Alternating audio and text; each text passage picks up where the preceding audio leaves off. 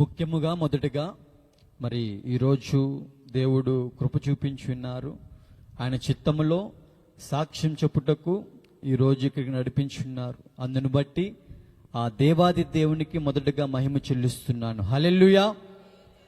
అదే విధముగా శరీరము సహకరించకపోయినా సరే ఆత్మల పట్ల భారముతో దేవుడిచ్చిన బాధ్యతతో ఎంతో ప్రేమతో ఈ యొక్క ప్రాంతానికి ఆహ్వానం పలికిన స్థానిక దైవజనులు సుగంధరావు అయ్య గారికి ప్రభు పేరిట వందనాలు తెలియజేస్తున్నాను. అలాగే కూడి వచ్చిన దైవజనులందరికీ ప్రభు పేరిట వందనాలండి.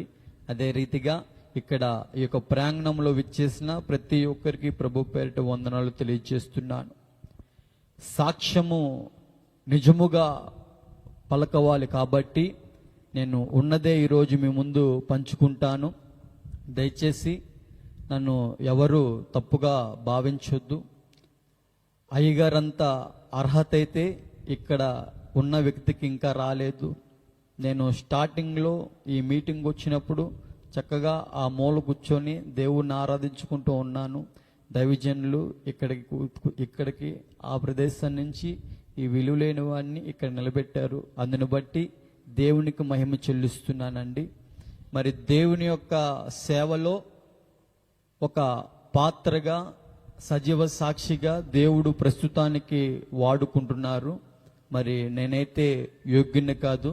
నా యొక్క సాక్షి జీవితం ఎటువంటిదో మీకు కంటికి కట్టినట్టు ఈ యొక్క ఎల్ఈడి వాల్స్లో మరి గతములో ఏ విధంగా వేటితో సావాసం చేసి యవ్వనప్రాయంలో ఉన్న బలాన్ని ఏ విధంగా పాడు చేసుకుంటా ఉన్నామో, మరి అటువంటి పాపపు స్థితిలో ఉన్నప్పుడు ఆ యొక్క మరణ పడకల్లో ఆరోగ్యమంతా క్షీణించిపోయిన తర్వాత దేవాది దేవుడు ఏ విధంగా మా యొక్క స్థితిని బాగు చేస్తున్నారో, మా శరీరానికి బలం ఇచ్చి ఉన్నారో మీరు ఈరోజు సాక్ష్యము పంచుకుంటాను. ప్రియ దేవుని జనాంగమా, ఎందరైతే యూట్యూబ్లో చూసారో నాకైతే తెలియదు, కానీ ఈ యొక్క సాక్ష్యము ఈరోజు ఎవరికో బలంగా అవసరమై ఉన్నది. ప్రార్థనతో మొదలు పెట్టుకుందాం కళ్ళు మూసుకుంటే.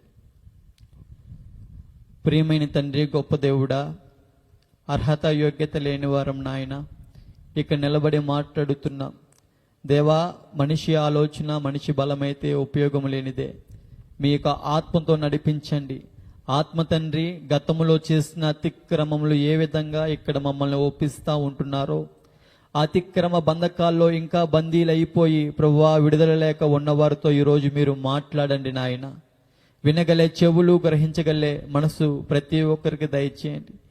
ఈ యొక్క సాక్ష్యం ద్వారా అనేకుల్లో విశ్వాసాన్ని మీరు పుట్టిస్తారని మనస్ఫూర్తిగా కోరుతూ, మనిషికి కాక కేవలం నీకు మాత్రమే మహిమ తెచ్చుకుంటారని యేసు నామములో మీ సహాయం వేడుకుంటున్నాం మా గొప్ప తండ్రి. Amen, amen.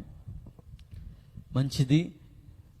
విజయవాడ ప్రాంతంలో గుణదల అనే కొండ మీద అరుల్ నగర్, క్రీస్తురాజుపురం అనే ఒక ఏరియాలో మా కుటుంబ సభ్యులలో ఉన్న అనేక బంధుప్రియులు ఆ యొక్క ప్రాంతంలో ఆ కొండ మీద నివసిస్తూ ఉంటాం. మీ అందరికీ తెలుసా గుణదల కొండ? తెలుసు కదండి. ఆ కొండ మీద ఉండేది క్రీస్తు రాజుపురం అయినా సరే మేమైతే క్రైస్తవులమైతే కానే కాదు. మా భక్తి, మా వృత్తి చాలా వేరు. దయచేసి మళ్ళీ చెప్తున్నాను, నేను ఎవరిని విమర్శించడానికి రాలేదు సుమి. నా గత జీవితము నిజముగా పలకడానికే ఇక్కడికి వచ్చి ఉన్నాను. మరి క్రైస్తవులు అయితే కాదు కాబట్టి మేము చేసే భక్తి, విగ్రహారాధన, మా తల్లిదండ్రులు పూజలు పునస్కారాలు చేస్తూ వారి యొక్క భక్తి చేస్తూ ఉండేవారు. వారి పేర్లు బంగారు అప్పారావు, బంగారు లక్ష్మి. వారికి ఒక 3 పిల్లలు పుడతా వచ్చారండి. మొదటగా 2 ఆడపిల్లలైతే ఆఖరి వ్యక్తిగా మగపిల్లవాడిగా నేను పుడతా వచ్చాను. దుర్గాదేవి, సత్యవతి, ఆఖరగా బంగారు సాయి కుమార్గా నన్ను పిలుస్తూ ఉండేవారు. నా తల్లిదండ్రులు చదువుకోలేదు, కష్టపడి పని చేసుకుంటా కుటుంబాన్ని పోషిస్తూ ఉండేవారు. నాన్నగారు బాగా త్రాగుడికి అలవాటు పడిపోయి డబ్బంతటిని ఆ యొక్క మధ్యంలో ఆ యొక్క మద్యము దుకాణాల్లో పాడు చేస్తూ ఉండేవారు. తల్లిగారు కుటుంబాన్ని పోషించుటకు వారు ఒక పాచి పని చేయడానికి సిద్ధమవుతూ ఉన్నారు, పని మనిషి పని. వారు ఎలాగో చదువుకోలేదు, వారి జీవితాలు ఆ విధంగా పాడవుతూ ఉన్నాయి. కాబట్టి తన యొక్క కొడుకు జీవితమైన మంచిగా ఉన్నతమైన శిఖరాల్లో ఉండాలి అనే ఒక ఆలోచనతో కడుపు మార్చుకొని ఎంతగానో కష్టపడుతూ కాన్వెంట్ స్కూల్లో జాయిన్ చేస్తూ వచ్చారు నన్ను. అయితే నా యొక్క సహవాసము మొదటిగా ఎవరితో ఎక్కువ ఉండేదంటే స్నేహితులతో సహవాసం ఉంటా ఉండేది. స్నేహితులతో అదేంటో తెలీదు, స్నేహితులంటే ఇంకా వారుంటే చాలు అనే విధంగా నా ప్రవర్తన మారిపోతూ వారిని ఎక్కువ ప్రేమించడం జరుగుతుంది. మళ్ళీ వారు చదివేదంతా తెలుగు మీడియం స్కూలేనండి. నేను చదివేదేంటి కాన్వెంట్ స్కూలు. తల్లిగారు వారు వీరు కాళ్ళు పట్టుకొని ఫీజులు కడుతున్నారు, వేలల్లో ఫీజులు. వారి యొక్క ప్రయాస గ్రహించని వ్యక్తిగా జీవిస్తూ, నా స్నేహితులకు ఎక్కువ ప్రాముఖ్యత ఇచ్చే వ్యక్తిగా జీవిస్తూ, స్కూల్ ఎక్కొట్టేసి రోడ్లెంబడి తిరుగుతూ నా ఇష్ట ప్రకారంగా జీవిస్తున్నాను. ఇటువంటి పరిస్థితుల్లో జీవిస్తున్న సమయంలో మెల్లమెల్లగా ఆ సహవాసాలు దొంగతనాల వైపు నడిపిస్తా వచ్చే. ఇళ్లల్లోనే ఇంట్లో నాన్నగారు జేబులో దొంగతనం చేసే దొంగ వ్యక్తిగా, ఆ డబ్బంతటిని మళ్ళీ స్నేహితులు ఖర్చు పెట్టే వ్యక్తిగా మారుతా ఉంటున్న సమయంలో మెల్లమెల్లగా వయసు పెరుగుతుంది, ఆలోచన విధానము కూడా మారుతా వస్తుంది, సహవాసం కూడా మారుతా వచ్చింది. వేడితో అయ్యా సహవాసం అంటే ఈ లోకంలో కనపడే సినిమాలతో, ఆ లోకంలో కనపడే సినిమాల్లో కనపడే ప్రేమ చిత్రాలు నన్ను ఎంతగానో ప్రభావితం చేస్తా వచ్చే. చదివేది 6వ క్లాసు 7వ క్లాస్ అయినా సరే ఆ ప్రేమ నన్నులో ఎంతగానో ప్రభావితం చేస్తూ నా జీవితంలో కూడా ఒక ప్రేమ కథ ఉంటే బాగుంటుంది కదా అనుకుంటూ ఆ ప్రేమనే అర్థం కాని వయసులో ఒక అట్రాక్షన్కు లోబడుతూ ఒక అమ్మాయిని ప్రేమించడం జరుగుతూ వస్తుంది. అటువంటి స్థితిలో ఉన్న సమయంలో తల్లిదండ్రులు ప్రేమను గ్రహించలేని నేను ఈ సినిమాల ప్రేమకి అలవాటు పడిపోతూ మెల్లమెల్లగా 10వ తరగతి వరకు వస్తూ ఉన్నాను. ఒకరోజు ఆ యొక్క ప్రేమ ఏదైతే ఉందో ఆమె అన్నారు, నువ్వంటే నాకు సరికాదు, నాకు ఇష్టం లేదు, నాకొద్దు అనే మాటలు వింటా ఉన్నాను. ఆ మాట వినడంతోనే హృదయం అంతా చాలా భారంగా మారుతా వచ్చింది.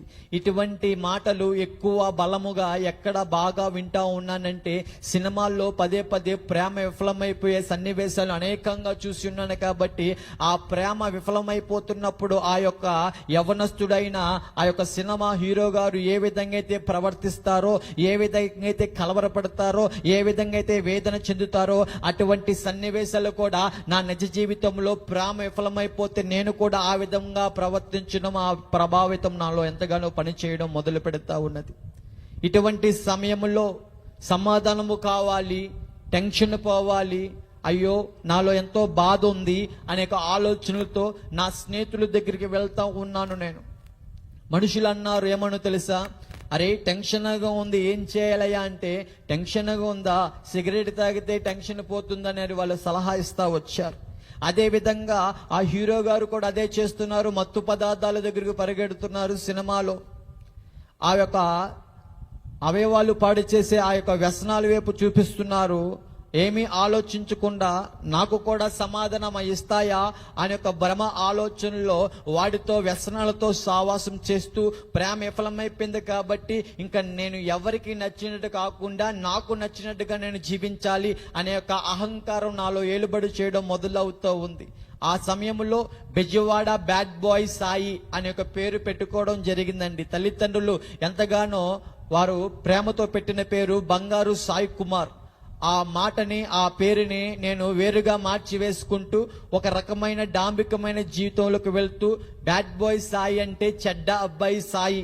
మరి చెడుకు సంబంధించిన ఏదైతే ఈ లోకంలో ఆ సినిమాలో నేను ఎక్కువ గమనిస్తూ చూస్తా ఉన్నానో ఆ రకంగా నా యొక్క జుట్టుని మార్చి వేసుకుంటా ఉన్నాను. బ్యాడ్ బాయ్ సాయిగా జీవిస్తూ నా శరీరాన్ని బ్లేడ్లతో కోసుకోవడం మొదలవుతుంది. ఈ కోసుడు ఇవన్నీ చూస్తుంది ఎక్కడంటే ప్రేమ విఫలమైపోతే ఒక ప్రియుడు ఏ విధంగా అయితే సినిమాలో చూపిస్తారో ఆ ప్రభావితం నాలో ఎంతగానో పనిచేస్తూ ఉంటుంది. డాంబికంగా జీవించాలని మత్తు పదార్థాలతో సావాసం చేస్తున్నాను. సమాధానం కోసం, నెమ్మది కోసం, నా యొక్క ప్రశాంతత రావాలనే ఒక ఆలోచనలతో ఆ రకంగా ఉంటున్న సమయంలో చేయరాని పాపిష్టి పనులు చేస్తూ తల్లిదండ్రులకి విధేయత చూపించకుండా నా జీవితము నా ఇష్టం అనే ఒక ఆలోచనలతో ముందుకు సాగుతూ యవ్వన ప్రాయములో బలముగా ఉండవలసిన నా జీవితం అంతా చాలా బలహీనముగా మారుతా వచ్చింది. కారణము నా జీవితములో సహవాసం చేసింది వేడితోంటే మత్తు పదార్థాలతో సహవాసం చేస్తున్నాను. నన్ను ఎంతగా పాడు చేస్తుంది అందులో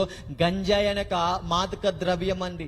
ఆ తర్వాత డ్రగ్స్ ఏ రకమైతే ఉన్నాయో వాటితో సహవాసం చేస్తూ ఒక రకమైన డాంబికమైన పేరు తెచ్చుకున్నాను. Bezawada bad boy Sai. అనేక మంది చెడు స్నేహితులు ఎక్కువైపోయారు.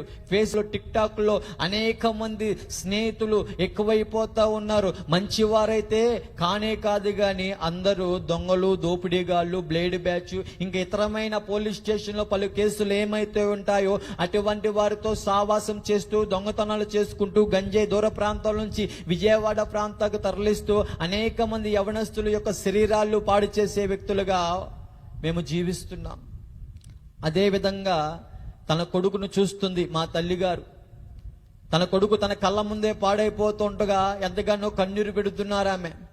ఇటువంటి జుట్టు ఈ విధంగా పెంచడాలు, చిరిగిపోయిన బట్టలు వేసుకోవడాలు, ఒళ్ళంతా పచ్చబొట్లు, ఇక్కడ మొదలు పెడితే కనపడుతున్న చెల్లి నీకు ఇక్కడ ఏమైనా స్టార్, ఈ స్టార్ మొదలు పెడితే కాళ్ళ వరకు ప్రతి చోట ఒళ్ళంతా పచ్చబొట్లు వేపించుకుంటూ శరీరాన్ని పాడు చేసుకుంటున్నాను అన్నమాట డాంబికముగా.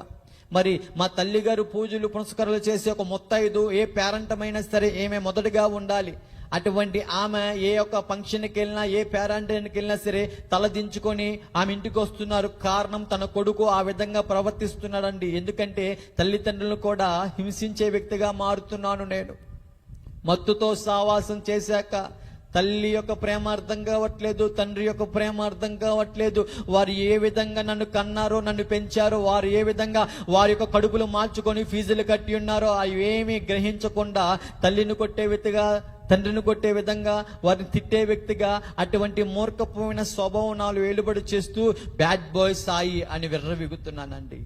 మొత్తానికి నా జీవితము యవ్వన ప్రాయములో ఉన్న బలమంతా రాజకీయ నాయకులను మళ్ళీ తిరగడం, వారు చెప్పిందల్లా చేయడం, వారికి విధేయత చూపిస్తున్నా కానీ కన్న తల్లిదండ్రులకి విధేయత చూపించట్లేదు. మరి తన యొక్క కుమారుడు ఏదో విధము చేత మార్పు చెందాలనే ఒక ఆశ ప్రతి తల్లిదండ్రులకు ఉంటుంది. కాబట్టి ఆమె చేసే భక్తిలో ఒక దీక్షమాల వేపించడం ప్రారంభిస్తా ఉన్నారు. 40 రోజులు దీక్ష ఎప్పుడైతే వేసే ఉన్నానో ఆ 41వ రోజు కోసం ఎదురు చూస్తున్నాను నేను. వాస్తవానికి 41వ రోజు ఆ దర్శనం ఎక్కడెక్కంటే బార్ షాపులకు వెళ్ళిపోవడం, మత్తు పదార్థాల దగ్గరికి వెళ్ళిపోవడం, ఈ శరీరాన్ని పాడు చేసుకుంటూ ఆడపిల్లలకి ఆ వ్యసనాలు అలవాటు చేస్తూ వాళ్ళ జీవితాన్ని పాడు చేయడం మొదలు పెడుతూ ఉన్నాను. ఇదే అమరావతి యొక్క రోడ్డులో అనేక మార్లు పాపిష్టి పనులు చేయడానికి సిద్ధమైన వ్యక్తిని ఆనాడు. అటువంటి సమయంలో ఉంటుండగా తల్లిదండ్రులకి దుఃఖమే మిగులుతుంది నా బట్టి.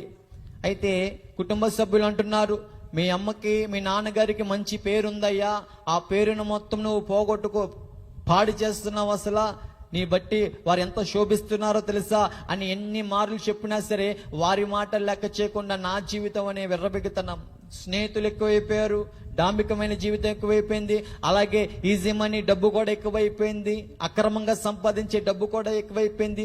డబ్బుతో సహవాసం చేశాక డబ్బు ఉంటే అన్ని జరిగిపోతాయి అనే అహంకారం మొదలవుతున్న సమయంలో వాస్తవానికి యవ్వన ప్రాయములో ఈ 2 ఊపిరితిత్తులు బాగా పాడైపోవడం, కిడ్నీ ఇన్ఫెక్షన్లు పడడం, పేగులు ఇన్ఫెక్షన్ అయిపోవడం, ఆ రద్దీగా తినే తిండి అరగక ఒక 4-5 రోజులకు ఒకసారి బాత్రూమ్ బ్లాక్ గా రావడం, నోట్లోంచి బ్లడ్ పడడం, ఈ యొక్క మోషన్ నుంచి బ్లడ్ పడడం, ఆ విధంగా బలహీనం అయిపోతా వచ్చింది నా యొక్క శరీరం. కారణం ఏంటో తెలుసా?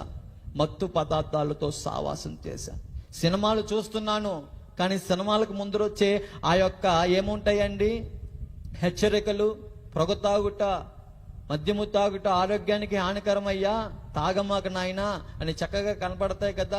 అవి చూడలేదు కానీ ఈ యొక్క హీరో డిప్ప కటింగ్ ఎలా ఉంది, ఆయన బొచ్చే విధంగా ఉంది, ఆయన ఏ విధంగా ప్యాంట్ వేశాడు, ఏ కన్నాలు ప్యాంట్లు పడ్డాయి, మనం ఏం వేసుకుందాం అని వీటి యొక్క ప్రభావితం ఉంటుంది తప్ప ఆ హెచ్చరికను గమనించని వ్యర్థుడిగా జీవిస్తూ ఆ రకంగా ఉంటున్న సమయంలో యవ్వన ప్రాయంలో బలమంతా క్షీణించిపోతా ఉందండి. చాలా అంటే చాలా బలహీనుడిగా అయిపోవడం మొదలు పెడతా ఉన్నాను. అటువంటి సమయంలో విజయవాడ ప్రాంతం విడిచిపెట్టి వైజాగ్ ప్రాంతం దగ్గర నేను పుట్టిన ఊరు కసింకోట అనే ఒక ఊరికి వెళ్ళడం జరుగుతూ వచ్చింది. కారణం, విజయవాడ ప్రాంతంలో పోలీసు వారు వెతుకుతున్నారు. మా తల్లిదండ్రులు ఎంతగానో భయపడతా వచ్చారు. మరి గంజి అమ్మడం అంటే చాలా తప్పుడు పని. అది పోలీసు వారు వారికి తెలిస్తే ఊరుకోరండి, కొడతారు. విజయవాడ ప్రతి ఒక్క పోలీస్ స్టేషన్ ఎన్నైతే ఉన్నాయో అన్నిటి యొక్క గడప తొక్కేసాం వారు మమ్మల్ని కొడుతున్నారు, ఇష్టానుసారంగా కొడుతున్నారు. మా యొక్క మార్పు కొరకు మేము చేసిన అతిక్రమలు బట్టి మా కళ్ళల్లో మిర్చి రసం పిండుతున్నా సరే మాలో మార్పు రావట్లేదు. మూర్ఖత్వంలో పెరిగిపోతూ ఇష్టానుసారంగా జీవిస్తున్నాం. మా జీవితం మా ఇష్టం అనే విర్రవిగతనం జరుగుతుంది. అటువంటి స్థితిలో ఆ కసింకోట అనే ఊరు వెళ్ళాను కదా, ఆ కసింకోటలో నా కొరకు విజ్ఞాపన చేస్తున్న ఒక అమ్మమ్మ గారు క్రైస్తవురాలు ఉన్నారు. ఆ క్రైస్తవురాలు తన యొక్క మనవడ కొరకు ఎంతగానో విజ్ఞాపన చేస్తున్నారు. అటువంటి సమయంలో నాతో పాటు ఒక స్నేహితుడు ఉండేవాడు, సూర్యనారాయణ. ఆ సూర్యనారాయణ గారు కూడా మరి మా జీవితాలన్నీ బ్యాడ్ బాయ్స్ కాబట్టి అతను కూడా బ్యాడ్ బాయ్ గా ఆనాడు జీవిస్తూ ఉండేవాడు. కానీ ఆ రోజు ఆ వ్యక్తి మరో వ్యక్తిగా వచ్చాడు. ఏ విధంగా అంటే మార్పు చెందిన వ్యక్తిగా, బాప్తిసం పొందుకున్న ఒక క్రైస్తవుడిగా తను నా దగ్గరికి, ఒక తిమోతిగా మార్పు చెంది నా దగ్గరకు వచ్చి తను ఎంతగానో ప్రయాసతో, బాధతో, భారంతో మాట్లాడుతున్నాడు. ఏమనో తెలుసా? సాయి, జీవితం అంటే మొత్తం అనుకున్నాం కదా, జీవితం అంటే అమ్మాయిలు అనుకున్నాము కదా, జీవితం అంటే డబ్బు అనుకున్నాం కదా, ఆనందం అంటే పేరు ప్రఖ్యాతులు డాంబికమైన జీవితంలో ఉంటాయి అనుకున్నాం కదా, అవన్నీ జీవితాన్ని నాశనం చేస్తున్నాయి. మనల్ని గ్రహింపు లేదు. ఈరోజు ఈ రకముగా ఈ విధంగా నా జీవితం మార్పు చెందిందంటే దానికి కారకుడు ఒకడేరా, నజరేయుడైన యేసుక్రీస్తు. కొట్టండి చప్పట్లు గట్టిగా. ఆ మాట పలుకుతున్నాడు ఆ స్నేహితుడు. తను ఎంతగానో భారముతో తను ఏ విధముగా అయితే రుచి చూసి ఉన్నాడో దేవుణ్ణి, ఆ మాటలన్నీ నాతో ప్రకటిస్తూ ఉంటుండగా, మరి క్రైస్తవ్యం అంటే నేను వినిన మాటలు ఏమైతే ఉన్నాయో తెలుసా? మత మార్పిడి, తెల్లోళ్ళ దేవుడు మా దేవుడు కాదు అని ఈ మాటలు ఎక్కువ వినిన వ్యక్తిని. మేము కూడా క్రైస్తవులం కాబట్టి మా భక్తి వేరు. మనుషుల మాట నేను ఆలకిస్తున్నాను, వాస్తవానికి రాట్లా. నాతో పాటు తాగి తందనాడిన వ్యక్తి యొక్క జీవితం మార్పు నేను గమనించట్లేదండి. మనుషుల మాటలు ఆలకించగా మొదటగా ఏమన్నారక్క? టెన్షన్ పోవాలంటే ఏం చెప్పారు వాళ్ళు? ఏం చేయమన్నారు? సిగరెట్ తాగమన్నారు. తాగాను, వాస్తవానికి టెన్షన్ అయితే పోలేదు కానీ ఊపిరితిత్తులు పోయినాయి. వాస్తవానికి ఏం పోయినాయి అమ్మా?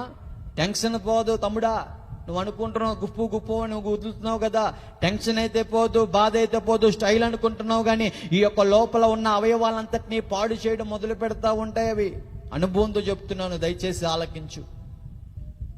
ఆ రోజండి నా స్నేహితుడు ఎంతగానో చెప్తూ అరే సాయి, నేను నీ స్నేహితుడినే కదా, నా మాట వింటావా అన్నాడు. చెప్పరా? అరే ఒక్క అవకాశం రా, నాతో పాటు దేవుని సన్నిధికి వస్తావా? ఒక్క అవకాశం రా, దేవుడి మాటలు వినరా, బతుకు బాగు చేస్తాడు. నీ స్నేహితుడైన నా జీవితాన్ని స్వస్థపరిచాడు దేవుడు, బాగు చేసి ఉన్నాడు. నువ్వు నా కళ్ళ ముందు పాడైపోతుండగా నేను చూడలేకపోతున్నాను, ఒక్క అవకాశం ఇవ్వయ్యా అని ఎంతగానో బతుమాలుతున్నాడండి. ఎవరు? క్రైస్తవుడు. వాస్తవానికి నా జీవితంలో క్రైస్తవులు నా బాల్య దినంలోనే వచ్చి ఉన్నారు. బాల్య దినంలో చెడు ప్రాయంలో జీవిస్తున్న సమయంలో, రోడ్డు మీద తిరిగే సమయంలో కొందరు క్రైస్తవులు వచ్చి దేవుని సన్నిధికి నడిపించారు. సండే స్కూల్కి నడిపిస్తే గారభంతో పెరుగుతున్నాను కాబట్టి మాట వినని స్వభావం అక్కడ నేర్పిస్తున్నారు. ఒక పిల్లవాడు ఏ విధంగా జీవించాలి, బూతులు మాట్లాడొద్దు, చక్కగా ఉండాలని అయినా తల్లిదండ్రులకు మాటలు విధేయత చూపించాలి, నువ్వు బాగా చదువుకోవాలి, నీ యొక్క కుటుంబం ఎంత కష్టపడుతుందో తెలుసని మాకు అర్థమయ్యే రీతిగా ఆనాడు చెప్తున్నాడు సండే స్కూల్లో టీచర్లు. కానీ ఏం చేయాలి? ఇట్లా నేను వినట్లేదు. దేవుని సన్నిధిలో వినపడే మాటలు, జీవం గల మాటలు ఈ చెవుతో వింటూ ఈ చెవుతో వదిలేసే యొక్క స్వభావం బాల్య దినముల నుంచే ఉంది.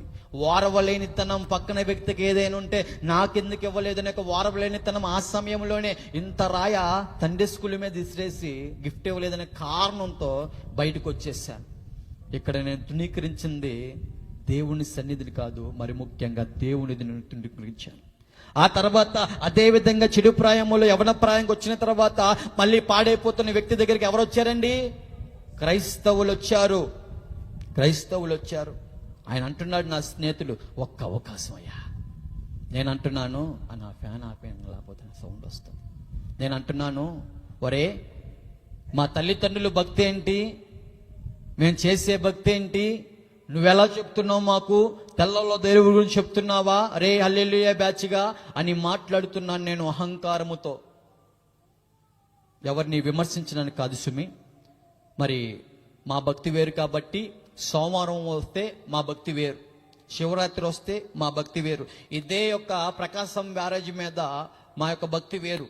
ఎందుకో చెప్పనా, మీకు అర్థమయ్యే లెక్కల్లో ఈ మధ్యలో కనపడుతున్నారు కాబట్టి, ఈ యొక్క యూట్యూబ్లో బాగా చూస్తారు కాబట్టి, అందులో ఒక అఘోరి గారిని మీరు గమనించారు ఎప్పుడైనా ఈ మధ్యకాలంలో? ఆమె యొక్క ప్రవర్తన గమనించారా? ఆమె యొక్క వస్త్రధారణ గమనించారా? ఆమె యొక్క అలంకరణ గమనించున్నారా? ఆమె ఏ విధంగా అయితే ఉన్నారో, అలంకరించుకున్నారో, అదే విధంగా నడినెత్తి నుంచి అరికాలు వరకు నేను కూడా అటువంటి అలంకరణతో నేనే ఒక అఘోరిలాగా ఫీల్ అయిపోతూ, ఈ పొట్ట మీద శివుడి యొక్క టాటూ కనపడుతుంది, ఈ మెడ మీద శివలింగం టాటూ కనపడుతుంది. ఆ విధమైన భక్తి చేసే వ్యక్తిని నేను తిడుతున్నాను. ఎవరిని? క్రైస్తవుణ్ణి తిడుతున్నాను.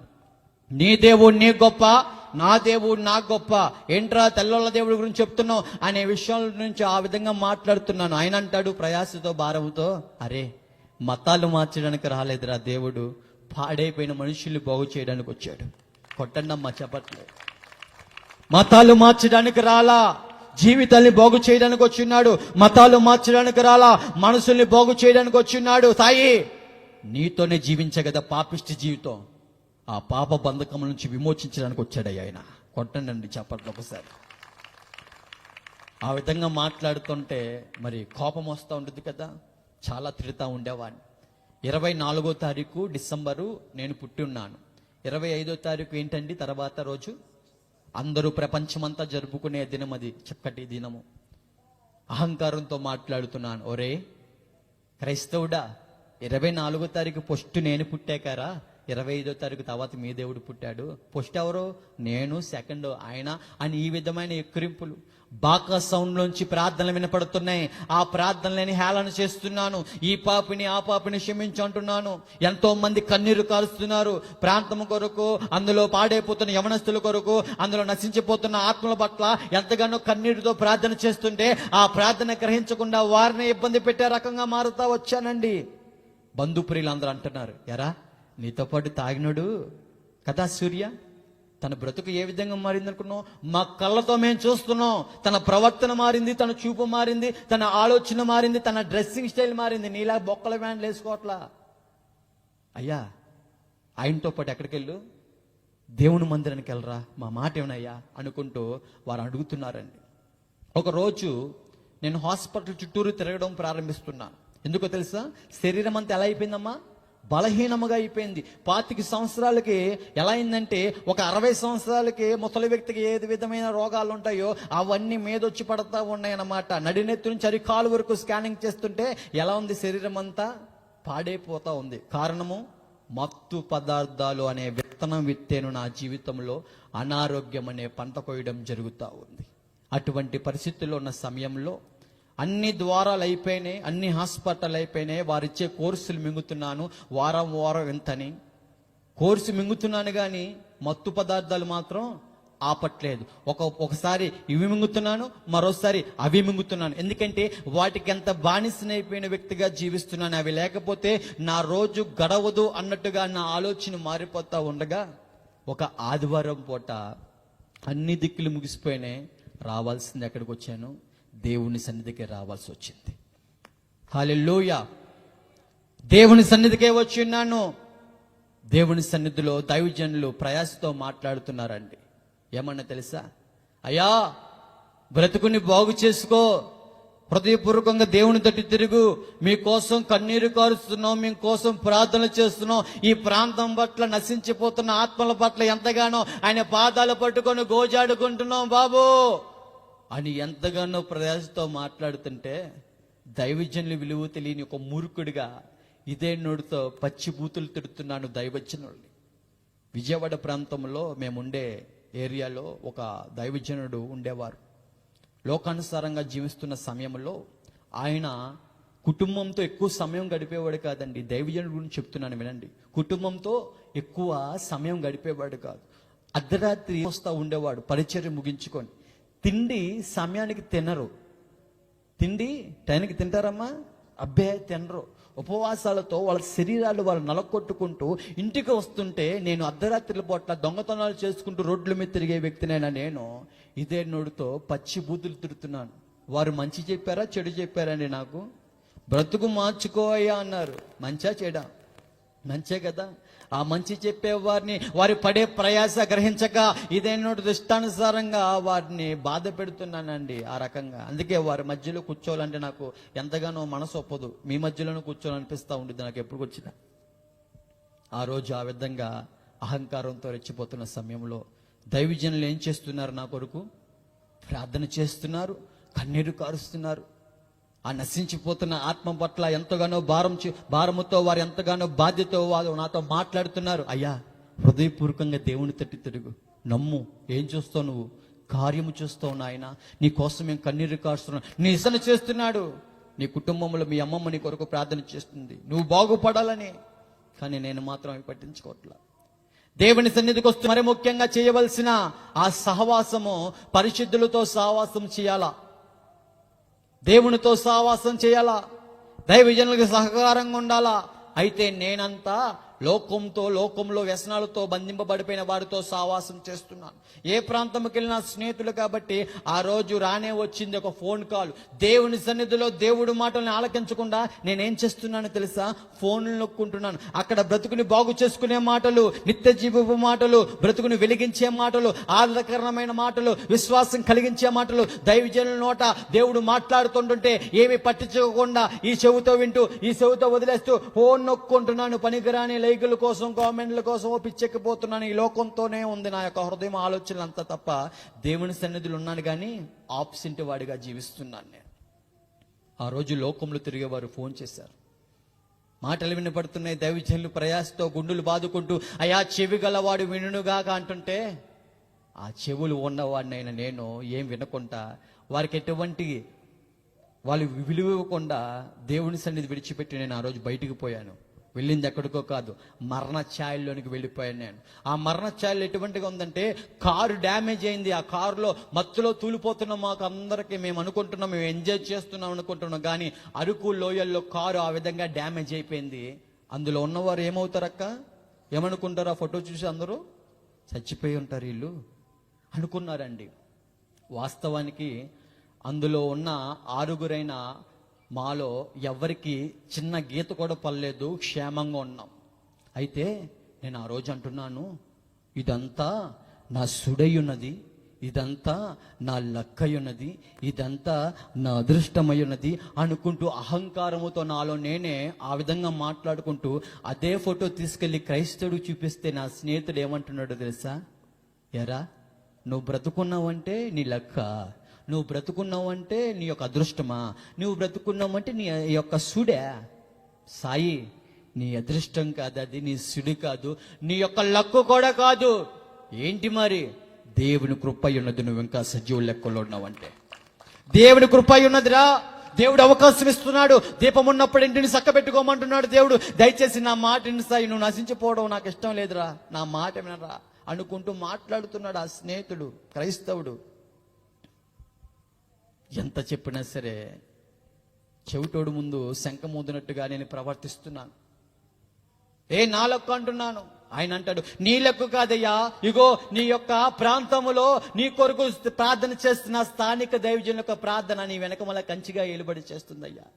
నీ లెక్క కాదురా, నీ యొక్క కుటుంబంలో మీ అమ్మమ్మ గారు నీ కొరకు చేస్తున్న ప్రార్థన కంచా. మన స్నేహితులు ఎప్పుడైనా గమనించావా? పెట్టలు రాలిపోతున్నారు యవనస్తులు.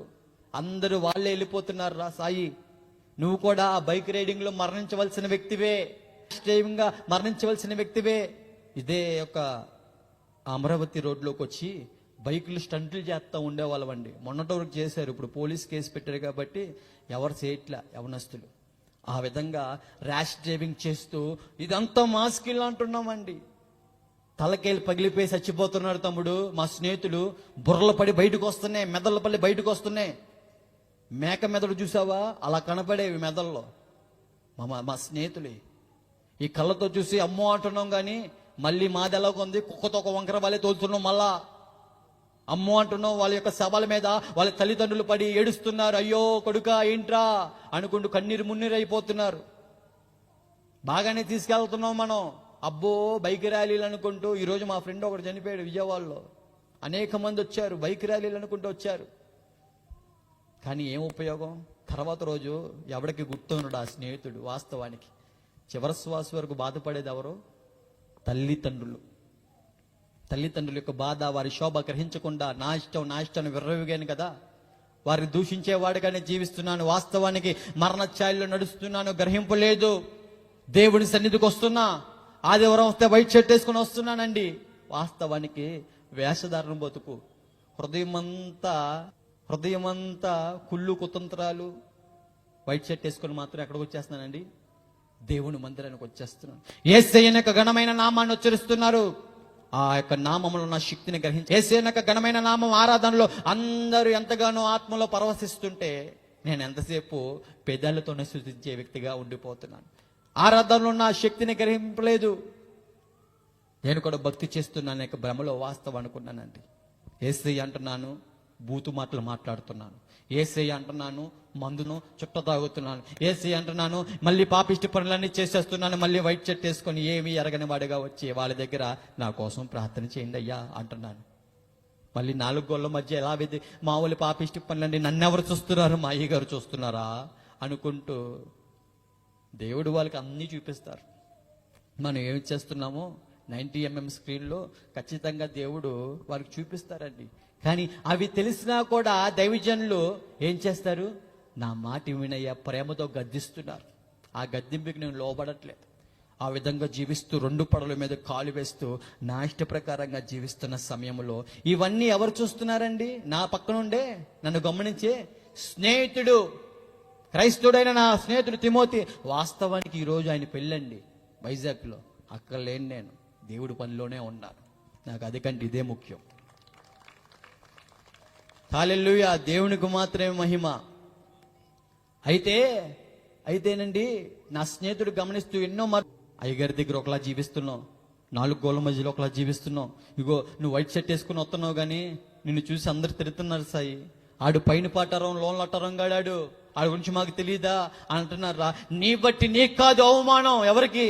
దేవుని నామానికి అవమానకరంగా జీవిస్తున్నాం. అయ్యా, యవన పరాయంలో మనం దేవుని చేతిలో బాణముగా ఉండాలి, దేవుని నామానికి మహిమార్థంగా ఉండాలి తప్ప నువ్వు ఏ విధంగా జీవిస్తున్నావు తెలుసని ఎన్ని మార్లు గద్దించినా సరే అబ్బే ఆయన మాట నేను ఆలకించట్లేదు. దేవుడు కృప ఎంతో గొప్పది, ఆయన కరుణ ఇంకా గొప్పది. ఆ రోజు దైవజనులు చేసిన ప్రార్థన, వారు చేసిన ఆ యొక్క ఉపవాస ప్రార్థనలు ఆలకించిన దేవాతి దేవుడు ఈ పాపిష్టి వాడికి ఆరోగ్యం కలుగు చేశారు. బలం వచ్చింది, శక్తి వచ్చేసింది. ఆ శక్తి వచ్చేసిన తర్వాత ఏం చేశానో తెలుసా? కృతజ్ఞత లేని వ్యక్తిగా మళ్ళీ దైవజనులకి వీపు చూపించేసి, మళ్ళీ దేవుడి సన్నిధికి వీపు చూపించేసి మళ్ళీ లోకంలో పడి తిరుగుతున్నానండి. బైబిల్ పట్టుకున్నాను, పరిశుద్ధమైన గ్రంథం చేతిలో ఉంది. తైలం ఇచ్చారు దైవజనులు, వారెంతో ప్రయాసపడి అవి 2 పట్టుకుని విజయవాడ ప్రాంతం వచ్చేసాను. నేను నా ఇష్ట ప్రకారంగా నేను చేసేదే భక్తి అనే ఒక విధముగా. ఏంటండి ఆ భక్తి అంటే? స్నానం చేస్తున్నాను, 2 నిమిషాలు ప్రార్థన అయితే చేస్తున్నాను, అది కూడా ఆచరణమైన ప్రార్థన. చెయ్యాలి కాబట్టి చెయ్యాలి అనే ఒక ఫోర్స్ ప్రార్థన తప్ప నిజమైన మొర దేవునితో అయితే ఉండట్లేదు. ఎంతసేపు అవసరాలు చేసుకుంటున్నాను కానీ నిజమైన మొర నాలో ఏలుబడి చేస్తున్న పాప రోగం గురించి దేవుని పాదాలు పట్టుకొని నేను గోజాడట్లేదు. ఆ రకంగా స్నానం చేయడము, ప్రార్థన చేసుకోవడం, మళ్ళీ ఊరి మీద తిరగడం చాలు ఇదే భక్తి అనుకుంటూ దేవుని మందిరానికి వెళ్ళట్లేదు నేను. అటువంటి పరిస్థితుల్లో కూడా మళ్ళీ దేవుడు మరొక స్నేహితుడిని ప్రేరేపించి, సాత్విక్ అనే ఒక తమ్ముడిని నా దగ్గర నడిపించి ఆయన అంటున్నాడు, క్రైస్తవుడు, అయ్యా నువ్వు చేసే భక్తే కాదురా నాయన, దేవుని మందిరానికి రా, చక్కగా దేవుడి మాటలను సహవాసం బాగుంటుంది, చక్కగా బాగుపడుతావు, దేవుని సన్నిధిలో భక్తి నేర్చుకోవాలయ్యా, విడిచిపెట్టేవాడిగా ఉండమాక దయచేసి అనే మాటలు మాట్లాడుతుంటే, ఓరే బాబు మేము చేస్తున్నాలే పోరా నాయన అనుకుంటూ తృణీకరించిన ఆ స్నేహితుడిని, దేవుడిచ్చిన బలాన్ని, ఆరోగ్యాన్ని మళ్ళీ ఈ లోకానికి తాకట్టు పెడుతూ అక్రమ సంబంధాలతో సావాసం, పెళ్లి అయిపోయినాక పరేవనిక భార్యని ప్రేమిస్తున్నాను నేను, వారి భార్యని ప్రేమిస్తూ నేను ఎంజాయ్ చేస్తున్నాను అనుకుంటూ మళ్ళీ శరీరాన్ని వ్యభిచార గృహాలకి వాటికి తగలపోస్తూ ఈ యొక్క శరీరాన్ని మాలిన్యం చేసుకుంటూ ఉన్నాను. అయ్యా యవనస్తుడా, నీ శరీరంలో ఉన్న బలము స్త్రీలకు ఇవ్వమాక అని ఎన్ని మాటలు వినపడుతున్నా సరే ఈ చెవు నుంచి వింటూ ఈ చెవు నుంచి వదిలేస్తున్నాను తప్ప ఈ హృదయం అనే పలక మీద నేను ఉంచుకోవట్లేదు. ఆ విధంగా ఉంటున్న సమయంలో మళ్ళీ శరీరం బలహీనపడిపోయిన తర్వాత డబ్బు ఎక్కువైపోయిందిగా, నాకు అక్రమంగా సంపాదించింది ఎక్కువైపోయింది, ఇల్లీగల్ బిజినెస్లు ఎక్కువైపోయినాయి, దూర ప్రాంతం నుంచి గంజాయి తరలిస్తున్న చాలా డబ్బు ఎక్కువైపోయింది. డబ్బు ఉంటే ఏదైనా చేసేచ్చనే గర్వం మొదలవుతుంది. ఏదైనా నా కాళ్ళ దగ్గరికి వస్తే నాకు అహం మొదలవుతోంది. వాస్తవానికి డబ్బు అయితే ఉంది బాగానే, కానీ నేను అనుకునే మనశ్శాంతి అయితే నా హృదయంలో దొరకట్లేదు. డబ్బు అయితే ఉంది బాగానే, కానీ నాకు రావాల్సిన ఆరోగ్యము నేను కొనలేకపోతున్నాను డబ్బుతో. డబ్బు అయితే ఉంది బాగానే, అయితే నైట్ అయితే నిద్ర రావట్లేదు, మనశ్శాంతి నిద్ర రావట్లేదు. డబ్బు అయితే ఉంది బాగానే, తినే తిండి ఎరగట్లేదు, ఎందుకంటే నల్లగా అయిపోతుంది. తినే తిండి అరుగుదల లేక. డబ్బు అయితే ఉందండి, నేను అనుకున్నవి ఏమీ జరగట్లేదు. అలా ఉన్న డబ్బు కూడా అయిపోవడం మొదలవుతుంది. ఎప్పుడు మనుషుల మీద ఆధారపడే వ్యక్తిని కాబట్టి ఏం చేస్తున్నానంటే, నా యొక్క బలగాన్ని నేను చూసుకుంటున్నాను. ఏ ప్రాంతంకి వెళ్ళినా స్నేహితులు అనేక మంది ఉండేవారు. రాజకీయ నాయకుల యొక్క అండదండలు ఉన్నాయి కాబట్టి వారి యొక్క బలాన్ని నేను ఎప్పుడు ఆశిస్తున్నాను తప్ప దేవుణ్ణి ఆశ్రయించట్లేదు. ఎంతసేపు మనుషుల్ని నమ్ముతున్నాను తప్ప యెహోవాని ఆశ్రయించట్లేదు నేను. లేఖనం చెప్పండి, మనుషుల్ని నమ్ముకోవడం కంటే రాజులను ఆశ్రయించడం కంటే అది చేయట్లా. ఏం చేస్తున్నంటే, స్నానం అవుతుంది చెల్లి, 2 నిమిషాలు ప్రభువా అది జరిగిపోవాలి ఇది జరిగిపోవాలి, ఏ పోలీసులు దొరకకూడదు అంటున్నాను, మళ్ళీ లోకంలో పడి తిరుగుతున్నాను. ఇదే భక్తి అనుకుంటున్నానండి. భక్తిలో నా శక్తిని గ్రహించలేని వ్యక్తిగా జీవిస్తున్న సమయం అది. అటువంటి స్థితిలో ఉంటున్నప్పుడు పరిశుద్ధమైన గ్రంథము చేతపట్టుకొని ఏజెన్సీ ప్రాంతానికి బయలుదేరడం జరుగుతూ వచ్చింది. వాస్తవానికి వెళ్ళింది ఎందుకో తెలుసా? అపవిత్రమైన స్థలం అది. అపవిత్రమైన స్థలానికి పరిశుద్ధమైన గ్రంథాన్ని చేతపట్టుకొని బయలుదేరాను గంజే కొనుక్కోవడానికి. అటువంటి ప్రార్థనలో నా జీవితంలో ఎక్కడ నేను వినలేదు. అటువంటి ప్రార్థనలు చేశాను. గంజే కొనుక్కోవడానికి వెళ్తాను, ఏ పోలీసులు పట్టుకోకుండా చూడండి ప్రభువా, నాకు వచ్చే డబ్బులు ఎంతో కొంత కానుకిచ్చేస్తాను నీకు అంటున్నానండి. ఇటువంటి ప్రార్థనలు, ఇటువంటి స్వార్థమైన మాటలు, ఆ రకంగా జీవిస్తూ కానుకిచ్చేస్తే సరిపోద్దిలే అనుకుంటున్నాను నేను భక్తి. కానీ దేవుడు కోరుకునే నిజమైన కానుక ఏంటమ్మా? హృదయ అర్పణ. ఆ హృదయ అర్పణ అవ్వట్లేదు. ఈ హృదయంలో వ్యర్థమైన మాటకి మొత్తానికి ఇచ్చేస్తున్నాను, కానీ దేవుడు మాటకి నేను స్థానం ఇవ్వట్లేదండి. ఆ రకంగా జీవిస్తూ నాశనకరమైన మార్గమే. ఎందుకు నాశనకరమైన మార్గమే అంటున్నానంటే, పరయవాని యొక్క భార్యని నీవు గాని ఆశించిన ఎడల ఆ మార్గము నేను నాశనానికి దారి తీస్తుందని లేఖనాలు ఘోషిస్తూ ఎంతగానో బలంగా వినపడతా ఉంటాయి. ఆ నాశనకరమైన జీవితంలోనే ఉన్నా. సెకండ్ లాక్డౌన్ రానే వచ్చింది, కరోనా కర్ఫ్యూ. మీరందరూ ఇళ్లలో ఉన్నారమ్మా, నేనైతే ఇంట్లో లేను, ఊరు మీద తిరుగుతున్నాను అన్నమాట. 262 కేజీలు గంజాయి వేరే రాష్ట్రానికి తరలించేయాలి. ధనాపేక్షతో విర్రవిగుతున్న నేను ఆ యొక్క అక్రమైన సమయంలో, అక్రమైన మార్గములో ఏమవుతుందంటే ఒక మోసం ఎదురవుతూ ఉంది. మొత్తానికి లక్షల చేతిలో పడిపోతాయి అనుకుంటే ఆ ధనాపేక్ష తీసుకెళ్లి సికింద్రాబాద్ గాంధీ బస్ స్టాండ్లో అడుక్కునేవారి పక్కన చక్కగా ప్లాట్ఫామ్ మీద పడుకునే స్థితికి నా జీవితము ముగిసిపోతా వచ్చింది. ఒళ్ళంతా మట్టి, చేతిలో బైబిలు, ప్రేరాయలు, ఏమీ అరగని వ్యక్తిగా ఎదరబెట్టేసుకొని అర్జెంటుగా విజయవాడ వెళ్ళిపోయి కాపాడేసే అని ఇటువంటి వ్యర్థమైన మాటలు పలుకుతున్నాను. మళ్ళీ ఒక అడుక్కునే వ్యక్తిగా మారిపోయాను. డాంబికమైన జీవితం నుంచి ఎక్కడికి వచ్చిందమ్మా జీవితం? తర్వాత ఆఖరికి అడుక్కునే వ్యక్తిగా జీవితం మారిపోయింది. ఛార్జీలు డబ్బులు లేక నా పంసకుల దగ్గర అడుక్కునే వ్యక్తిగా మారుతా ఉన్నాను. మా స్నేహితులందరూ అనేకులు అటువంటి వారు కూడా ఉన్నారు. అటువంటి వారితో కూడా సహవాసం చేస్తూ ఈ శరీరాన్ని మాలిన్యం చేసుకున్న జీవితం బ్రతుకున్నది. ఎందుకు తెలుసా ఇదంతా నేను ఇంత పచ్చిగా మాట్లాడుతున్నాను? ఒకప్పుడు నాకు అంత ధైర్యం లేదు. పోలీసు వారు ఎన్ని మార్లు కొట్టినా సరే అన్ని నిజాలు మేము ఎప్పుడు ఒప్పుకోలేదు. కానీ ఈరోజు ఎందుకు దేవుడు మమ్మల్ని ఒప్పిస్తున్నారంటే, మాలాంటి పరిస్థితుల్లో ఉన్నవారిని కూడా దేవుడు ప్రేమిస్తున్నాడని, మాలాంటి పరిస్థితుల్లో ఉన్నవారిని కూడా ఆయన విమోచించగలడు, ఆయన శక్తి గల దేవుడు అని మాత్రమే మేము ఈరోజు ప్రకటిస్తున్నాం. మా డబ్బాలు కొట్టుకోవడానికి అయితే కానే కాదు సుమి, గొప్పలో మా బతుకుని బాగు చేయలేకపోయి. అయితే ఆ రోజు అడుక్కునే వ్యక్తిగా ఇంటికి వచ్చి ఉన్నాను కదా, మరి ఎక్కువ ప్రేమించేది ఎవరిని? మనుషుల్ని, స్నేహితుల్ని. అందులో వారి దగ్గరికి వెళ్ళి అంటుంటే వారు అంటున్నారు, బలమున్నప్పుడు ఒక రకంగా ప్రవర్తించిన వారందరూ బలహీనుని అయిపోయిన తర్వాత మరో రకంగా ప్రవర్తిస్తున్నారు. అది సినిమాలో చూపించినట్టు ఫ్రెండ్ ఫర్ ఎవరో ఫ్రెండ్షిప్పే, చెడ్డీ దోస్తు, ఇంకేమేమి మాటలుంటాయి కదా తమ్ముడు. ఇవన్నీ అనుకున్నాను కానీ ఆఖరికి అవి ఏమి లేవు. వాస్తవానికి ఏముందంటే FRIND ఫ్రెండ్లో ఆఖరిగా END అని ఎండ్ అనేది చూపిస్తున్నారు. వారు బలం ఉన్నప్పుడు ఒక రకంగా ప్రవర్తించారు, బలహీన అయిపోయిన తర్వాత తృణీకరిస్తున్నారు. హృదయంలో ఒక భారం మొదలవుతుంది. ఎందుకంటే ప్రేమించిన వ్యక్తులు, నాకు స్నేహితులు అంటే చాలా ఇష్టం. తల్లిదండ్రులు కాదు సుమి, తల్లిదండ్రులు కన్నారు, తల్లిదండ్రులు పెంచారు, వారితో ఎక్కువ సమయం గడపకుండా వీరితోనే ఎక్కువ సమయం గడుపుతున్నాను.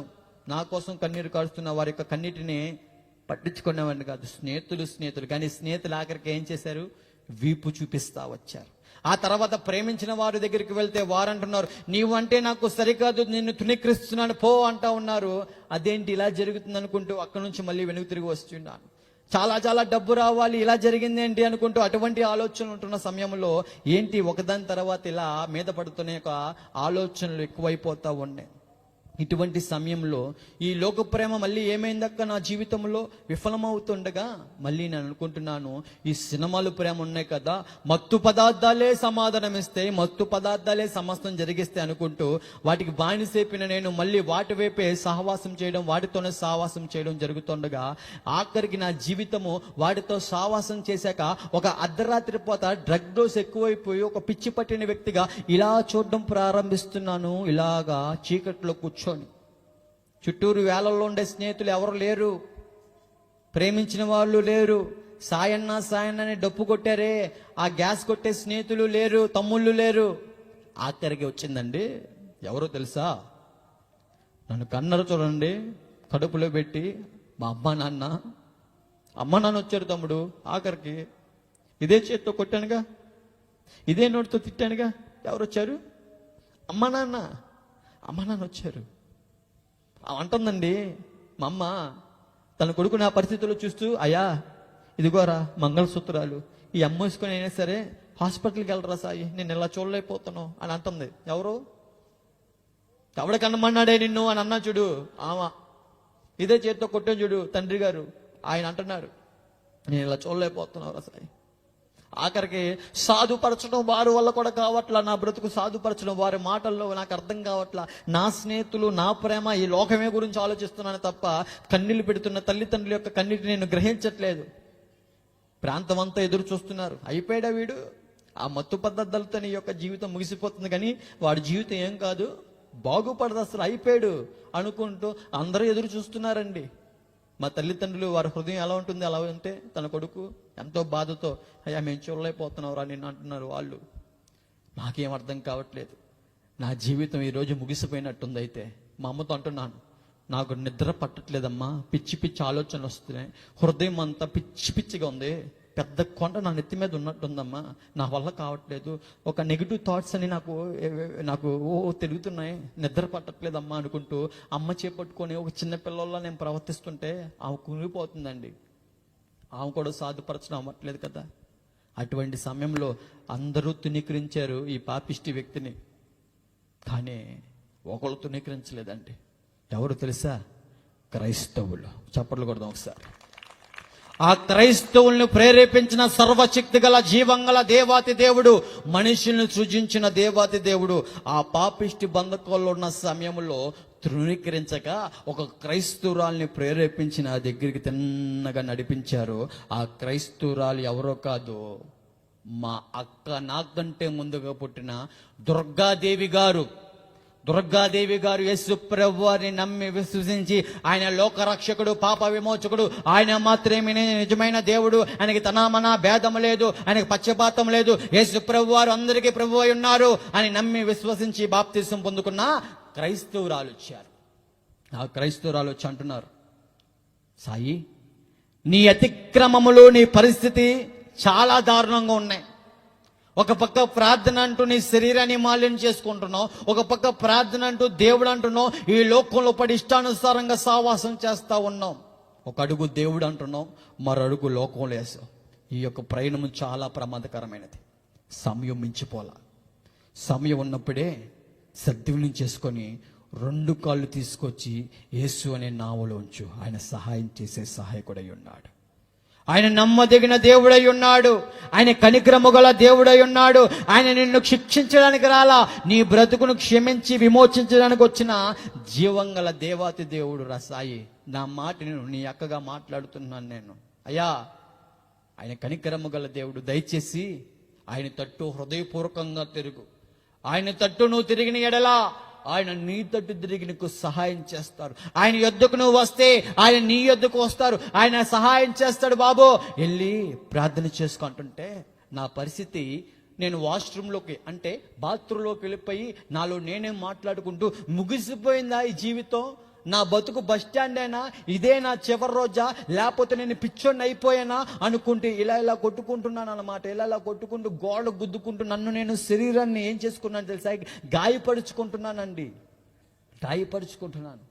అటువంటి పరిస్థితుల్లో ఆ తల్లిగారు చెప్పిన మాటకు లోబడి, క్రైస్తవురాలు చెప్పిన మాటకు లోబడి గోడ తట్టు జరగడం మొదలవుతుంది. ఆ గోడ తట్టు తిరిగాక ఏం జరుగుతుందంటే, నాలో ఏలుబడి చేస్తున్న పాప రోగం గురించి ప్రార్థన చేయడం, ఒప్పుదల జరగడం అవుతుందన్నమాట. చేసిన అతిక్రమములు ఏమైతే ఉన్నాయో ప్రతి ఒక్క అతిక్రమములు గోడ తట్టు తిరిగి ఒప్పుకుంటూ ఉంటుంటే మెల్లగా కంట్లోంచి రావడం మొదలవుతుంది. ఏంటో తెలుసా, కన్నీళ్ళు రావడం మొదలవుతుంది. ఆ కన్నీళ్ళు మెల్లమెల్లగా వస్తున్న సమయంలో ఆఖరుగా ఒక తీర్మానం ప్రార్థన జరుగుతుందన్నమాట. ఆ సమయంలో ఏంటంటే, అయ్యా ఒక్కసారి అవకాశం దయచే ప్రభువా, ఎక్కడైనా బ్రతుకు మార్చుకుంటానని ఒక తీర్మానం ప్రార్థన జరుగుతుంది. ఆ తర్వాత ఆఖరుగా అందరూ అనే మాట ఏంటండి ప్రార్థనలో, యేసు నామములో అడిగి వేడుకొంచున్నాము తండ్రి, ఆమేన్ ఆమేన్. ఆ మాట పలకడము ఆలస్యం అండి. నా జీవితంలో రోజు నేను చూసిన రుచి ఏంటంటే, హృదయము అప్పటి వరకు భారము ఉన్న హృదయం అంతా ఒకేసారి తేలికైపోవడం మొదలవుతోందండి. నా కళ్ళు ఇలా చూస్తున్న కళ్ళన్నీ ఒక నార్మల్ పర్సన్ లాగా మొదలవుతున్నాయి. నా ఆలోచన విధానం మారుతుంది. ఎందుకో తెలుసా, అరే బాత్రూంలో ఒక రకంగా ప్రవర్తించిన నేను, నా శరీరాన్ని నేను గాయపరుచుకున్న నేను, ఇప్పుడేంటి ప్రార్థన అయిపోయిన తర్వాత హృదయం అంతా తేలిగ్గా ఉంది. ఆ అనుభవం నా జీవితంలో మొదటిసారి రుచి చూసిన అనుభవం. ఆ జీవితంలో అటువంటి అనుభవం నా జీవితంలో ఎప్పుడు రుచి చూడలేదండి. అంత హృదయంలో నెమ్మది నా బ్రతుకులో మొదటిసారి ఆ రోజు నేను రుచి చూడడం. ఆలోచన పెరుగుతుంది. ఏమన్నా తెలుసా, అరే ఎందరో ఉన్నారు కదా, నేను హేళన చేసిన దేవుడు, నేను ఎక్కిరించిన దేవుడు, నేను హల్లెలూయా బ్యాచ్ అన్నాను కదా, ఆయన మాత్రమే ఎందుకు వచ్చున్నారు అనే ఒక ఆలోచన పెరుగుతున్నప్పుడు దేవుని మందిరానికి వెళ్ళి మూలలో కూర్చుంటుంటే దేవుడు మాటలు వినపడుతున్నాయండి. అయ్యా, నీవు నా సొత్తు, నేను నిన్ను సృజించి ఉన్నాను, భయపడకు, నేను నిన్ను ప్రేమించి ఉన్నాను అయ్యా అని దైవజనుల ద్వారా మాటలు వినపడతా ఉన్నాయి. యేసు ప్రభు వారు ప్రేమ గురించి వర్ణించడం మొదలు పెడతా ఉన్నారు. యేసు ప్రభు వారి గురించి ఆ రోజు చెప్తున్నారండి. అప్పటి వరకు వినలేదయ్యా అంటే నిజముగా వినలేదు. ఈ చెవుతో విని ఈ చెవుతో వదిలేస్తూ ఉండేవాడిని. కానీ ఆ రోజు యేసు ప్రభు వారు ప్రేమ గురించి వర్ణిస్తుంటే నా హృదయం పగలడం మొదలవుతోందన్నమాట. ఏ విధముగా తెలుసా, ఆయన యొక్క శిలువ త్యాగాన్ని ఆ రోజు చెప్తున్నారు. యేసు ప్రభు వారి గురించి చెప్పడం మొదలవుతుండగా ఆ యొక్క సన్నివేశాలన్నీ నాకు ఎంతగానో జ్ఞాపకం వస్తూ ఉన్నాయి. ఎందుకో తెలుసా, యేసు ప్రభు వారిని ఆ విధంగా కొడుతున్న సన్నివేశం చెప్తున్నారు. ఆయన ఏ పాపము చేయలా, నీవు నేను చేసిన అతిక్రమణలు గట్టే ఆయన శరీరం అంతా దున్నబడతా వచ్చింది. ఆయన వ్యభిచారుల్ని క్షమించాడయ్యా అని మాట్లాడుతున్నారు దైవజనులు. అందరూ రాళ్ళేసి కొట్టి చంపేయండి అంటుంటే యేసు ప్రభు వారు ఆ మాట అనలేదండి. క్షమించి విమోచించి ఇక నుంచి పాపములు చేయడం మానివేయమ్మా, నీ పాపములు క్షమింపబడి ఉన్నవని ఆయన క్షమిస్తున్నాడు. బాబు ఆగో, ఆమెను క్షమించిన దేవుడు వ్యభిచార బంధకంలో ఉన్న నిన్ను కూడా క్షమించడానికి సిద్ధంగా ఉన్నాడు అనే మాటలు నా కంట్లో నీళ్లు తిరగడం మొదలవుతున్నాయి. యేసు ప్రభు వారు ఏ పాపం చేయలేదు నాయన, ఒకటి తప్పు 40 కోట్ల తప్పులు నీ కొరకే శరీరం అంతా దున్నించుకున్నారు ఆయన నీ కొరకు అంటుంటే నా కంట్లో నీరు తిరుగుతున్నాయి. అదేంటి, నేను చేసిన తప్పుకి పోలీస్ స్టేషన్లో ఎవరిని కొట్టారక్క మొన్న చెప్పాను, ఏమని కంట్లో మెరగరాసం పిండారని చెప్పానా? దేనికి? నేను చేసిన తప్పుకు నాకే రావాలి శిక్ష. కానీ ఇక్కడ మాటలు వినపడితే, ఇగో నీవు నేను చేసిన అతిక్రమణ బట్టి ఆయన శరీరం అంతా గాయపరచబడతా వచ్చింది, నల్లగొట్టబడతా వచ్చింది. అగో ఆ శిక్ష యావత్తు నీ మీద ఉన్న నా మీద ఉన్న పాపం శిక్ష యావత్తు ఆయన భుజాల మీద భారం వేశారయ్యా. నువ్వు అనుకున్నట్టు మతాలు మార్చడానికి రాలేదు. మా ఆత్మీయులు నాతో మాట్లాడడం మొదలు పెడుతున్నారు. బాబు ఇదిగో నీ ఉన్న పరిస్థితిని ఈ లోకమంతా నిన్ను తునీకరించింది, కానీ ఆయన నిన్ను తృణీకరించలేదు బాబు. నువ్వు ప్రార్థన చేసావు చూసావా, ఆయన ఆలకించాడు. దిక్కులేని దరిద్రుల ప్రార్థన ఆయన ఆలకించేవాడు బాబు. నీ పరిస్థితిని ఆయన చూశాడు. ఎక్కడి నుంచైనా నిజముగా మొరపెట్టు. అటొక అడుగు ఇటొక అడుగు కాదు, గొప్పగింతలే మాకు అక్కడ జరిగిపోతే ఎక్కడ జరిగిపోతే అక్కడని నిజముగా మొరపెట్టు. నువ్వు అద్భుతము చూస్తావు. నమ్ముట నీ వల్ల అయితే అయ్యా, నమ్మవానికి సమస్తము సాధ్యమే నాయన. నీ నమ్మకం అంతా, నీ విశ్వాసం అంతా ఇక్కడ నుంచి కాదు, నీ హృదయపూర్వకంగా ఆయన తట్టు తిరుగు. ఆయన ప్రేమ నీకు అర్థమైంది అంటున్నావు కదా, ఆయన ప్రేమను రుచి చూసా అంటు. ఈ రోజు నుంచి ఆయనను ప్రేమించడం మొదలుపెట్టు. నువ్వు అనుకున్నట్టు ఐ లవ్ యూ జీసస్ అనే ప్రేమ కాదు ఆయన కోరుకునేది. నువ్వు అనుకున్నట్టు హ్యాపీయెస్ట్ అనే స్టేటస్ కాదు ఆయన కోరుకునేది. అయ్యా, ఆయన ప్రేమించడం అంటే ఆయన ఆజ్ఞని గైకొన్నట్టు ఆయన ప్రేమించుట. అయ్యా, ఆయన నువ్వు ప్రేమించడం అంటే చెడుతనమును విసర్జించుటయే అనే మాటలు నేను ఎంతగానో బలపరుస్తా ఉన్నాయి. బాబు, రహస్యమందు నీ తండ్రితో ఏం చేయి, నువ్వు మొరపెట్టు. సావాసం చేసావుగా ఈ లోకముతో, మనుషులతో సావాసం చేసావు, ముసలమ్మ ముచ్చట్లు పెట్టావు, వ్యభిచార బంధకాలతో సావాసం చేసావు, గంజే సిగరెట్ మత్తు పదార్థాలతో సావాసం చేసావు, డబ్బుతో సావాసం చేసావు, డాంబికమైన జీవితంతో సావాసం చేసావు, పేరు పెక్కడితో సావాసం చేసావు. ఏం మిగిలింది? నమ్ముతుందా? ఆయనతో సావాసం చేసిన నీకు సమాధానము కలుగుతుంది బాబా. ఆయనతో సావాసం చేస్తే నీకు సమాధానం కలుగుతుంది, అలాగే నీకు మేలులు కూడా అనే మాటలు ఆమె ప్రతిదీ వాక్యం ద్వారా నాతో మాట్లాడడం ప్రారంభిస్తూ ఉంటుంటే, బాబు ఏకాంతముగా మొరపెట్టి సరేనా అంటున్నారు. మా ఇల్లు చిన్నది కాబట్టి, మరి మా ఇంట్లో కుదరదు కాబట్టి గంజే తాగే ప్రాంతాలు ఉండేవి మాకు. కొండ ప్రాంతాల్లో జీవించే వ్యక్తులం మేము. కొండ ప్రాంతంలో మా శరీరాలు మేము గాయం చేసుకునే వ్యక్తులం.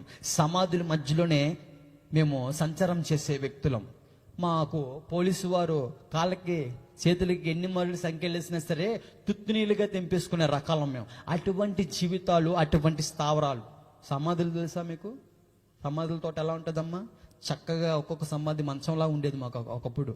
అర్ధరాత్రి లేదు, మిట్ట మధ్యాహ్నం లేదు, అక్కడే నివసిస్తూ ఉండేవాళ్ళం. అటువంటి ప్రాంతంలో ఒక కొండ ప్రాంతంలో మేము నివసిస్తూ ఉండేవాళ్ళము. ఆ ప్రాంతంలో దేవుడు పలికిన మాట ఏదైతే ఉందో ఆ మాట గోడ మీద రాసుకోవడం, రాయి మీద రాసుకోవడం మొదలవుతుంది. ఏమని తెలుసా?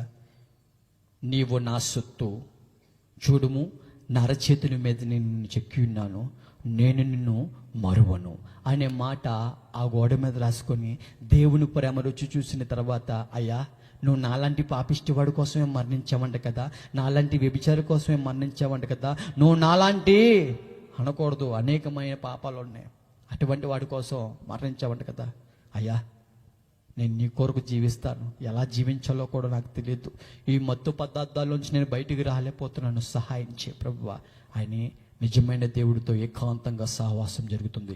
ఏ ప్రాంతంలో అయితే చెడి ఉన్నానో అదే ప్రాంతంలో జీవంగల దేవాతి దేవుడు నా యొక్క బ్రతుకుని, నా పరిస్థితిని, ఈ యొక్క హృదయాన్ని, నా ఆలోచనల్ని, మరముఖ్యంగా నా ప్రవర్తనే, మరముఖ్యంగా ఆ వ్యసనాల నుంచి పూర్తి జయం వచ్చేలాగా ఆ ప్రాంతంలో నా జీవితాన్ని దేవుడు బాగు చేశారండి. ఆయనతో సహవాసం చేశాక, ఆయనతో సావాసం చేశాక, పరిశుద్ధులతో సావాసం చేశాక దేవుని యొక్క విలువ ఏంటో అర్థమవుతోంది. నా జీవితం ఏంటో నాకు అర్థమవుతుంది, నా పాపిష్టి క్రియలు ఏంటో నాకు అర్థమవుతూ ఉన్నాయి. ఒకప్పుడు పాపం చేసేటప్పుడు ఇది పెద్ద పాపము కాదని అనిపించేది. కానీ దేవునితో ఆయన జీవంగల మాటలు ధ్యానిస్తుంటున్నప్పుడు, వాక్యము ధ్యానిస్తుంటున్నప్పుడు, ప్రార్థనలో ఆయనతో అధికంగా మోకాళ్ళ మీద, ఆ కొండరాళ్ళ మీద మోకాళ్ళు ఎక్కువ వేయడం, ఆయనతో గడపడం మొదలవుతున్న తర్వాత ఏం జరుగుతుందంటే ఏది మంచి ఏది చెడు. మొన్న మా ఫ్రెండు ఒక చక్కటి మాట అన్నాను, నన్ను ఒక టైటిల్ పెట్టాడు నాకు, దేవుణ్ణి నమ్ముకున్న నీవు పిచ్చోడు అన్నాడు. ఏమన్నాడమ్మా చెప్పాలి? దేవుని నమ్ముకున్న నీవు పిచ్చోడురా అన్నాడు. మరి ఆ తెలివైనోడు చేస్తున్న పని ఏంటంటే సిగరెట్ తాగుతున్నాడు ఆయన. నేను అడిగాను ఒక ప్రశ్న, అరే నేను పిచ్చోడినే కానీ నువ్వు చాలా తెలివైనోడు కదా, ఒక ప్రశ్న అడుగుతున్నాను చెప్పాను. ఏంటయ్యా అన్నాడు. సిగరెట్ పెట్టి మీద ఏముంటుందో ఒకసారి నాకు చెప్పు అన్నా. టొబాకో కాసెస్ క్యాన్సర్, పొగ తాగుట ఆరోగ్యానికి హానికరం అన్నారు. సిగరెట్ పెట్టి మీద ఇంకేం కనబడుద్దో నాకు చెప్పు అన్నాను. ఇంకేం కనబడుద్ది? ఈ యొక్క మూతి ఊడిపోయినా ఆ యొక్క క్యాన్సర్ బొమ్మ కనపడుతుంది అన్నాడు. నేను పిచ్చోనే కానీ చూస్తూ తాగుతున్నావు కదా, చూస్తూ తాగుతున్నాడు నువ్వు పిచ్చోడువా, చూసి మానేస్తున్నావు నేను పిచ్చోని ఒకసారి చెప్పరా అన్నాను. ఇప్పుడు మీరు చెప్పండి, ఆయన పిచ్చోడా నేను పిచ్చోడా? మీకు అర్థం కాలేదమ్మా. ఆయన చూస్తున్నాడు, పొగ చంపేసిద్దని చూస్తున్నాడు, ఇక నేనేం చెప్పదలుచుకుంటానంటే, ఆ గ్రహింపు ఆనాడు నాలో లేదు. నేను వెర్రివాణ్ణే, గతంలో వెర్రివాణ్ణే. కానీ జీవంగల వాక్యము ధ్యానిస్తుండగా మనోనేత్ర వెలిగింపబడి అవి నన్ను చంపివేస్తున్న గ్రహింపు దేవుడు పెట్టిస్తా ఉన్నారు. ఏ ప్రాంతంలో అయితే స్నేహితులతో గంజాయి తాగామో అదే ప్రాంతంలో మాకు స్నేహితులతో ఆరాధించే విధంగా ఆ ప్రాంతం అంతా దేవుడు ఆయన వాక్యాలతో నింపివేస్తూ ఉన్నారు. ఆయనతో సహవాసం చేశాక ఏం జరిగిందో తెలుసండి.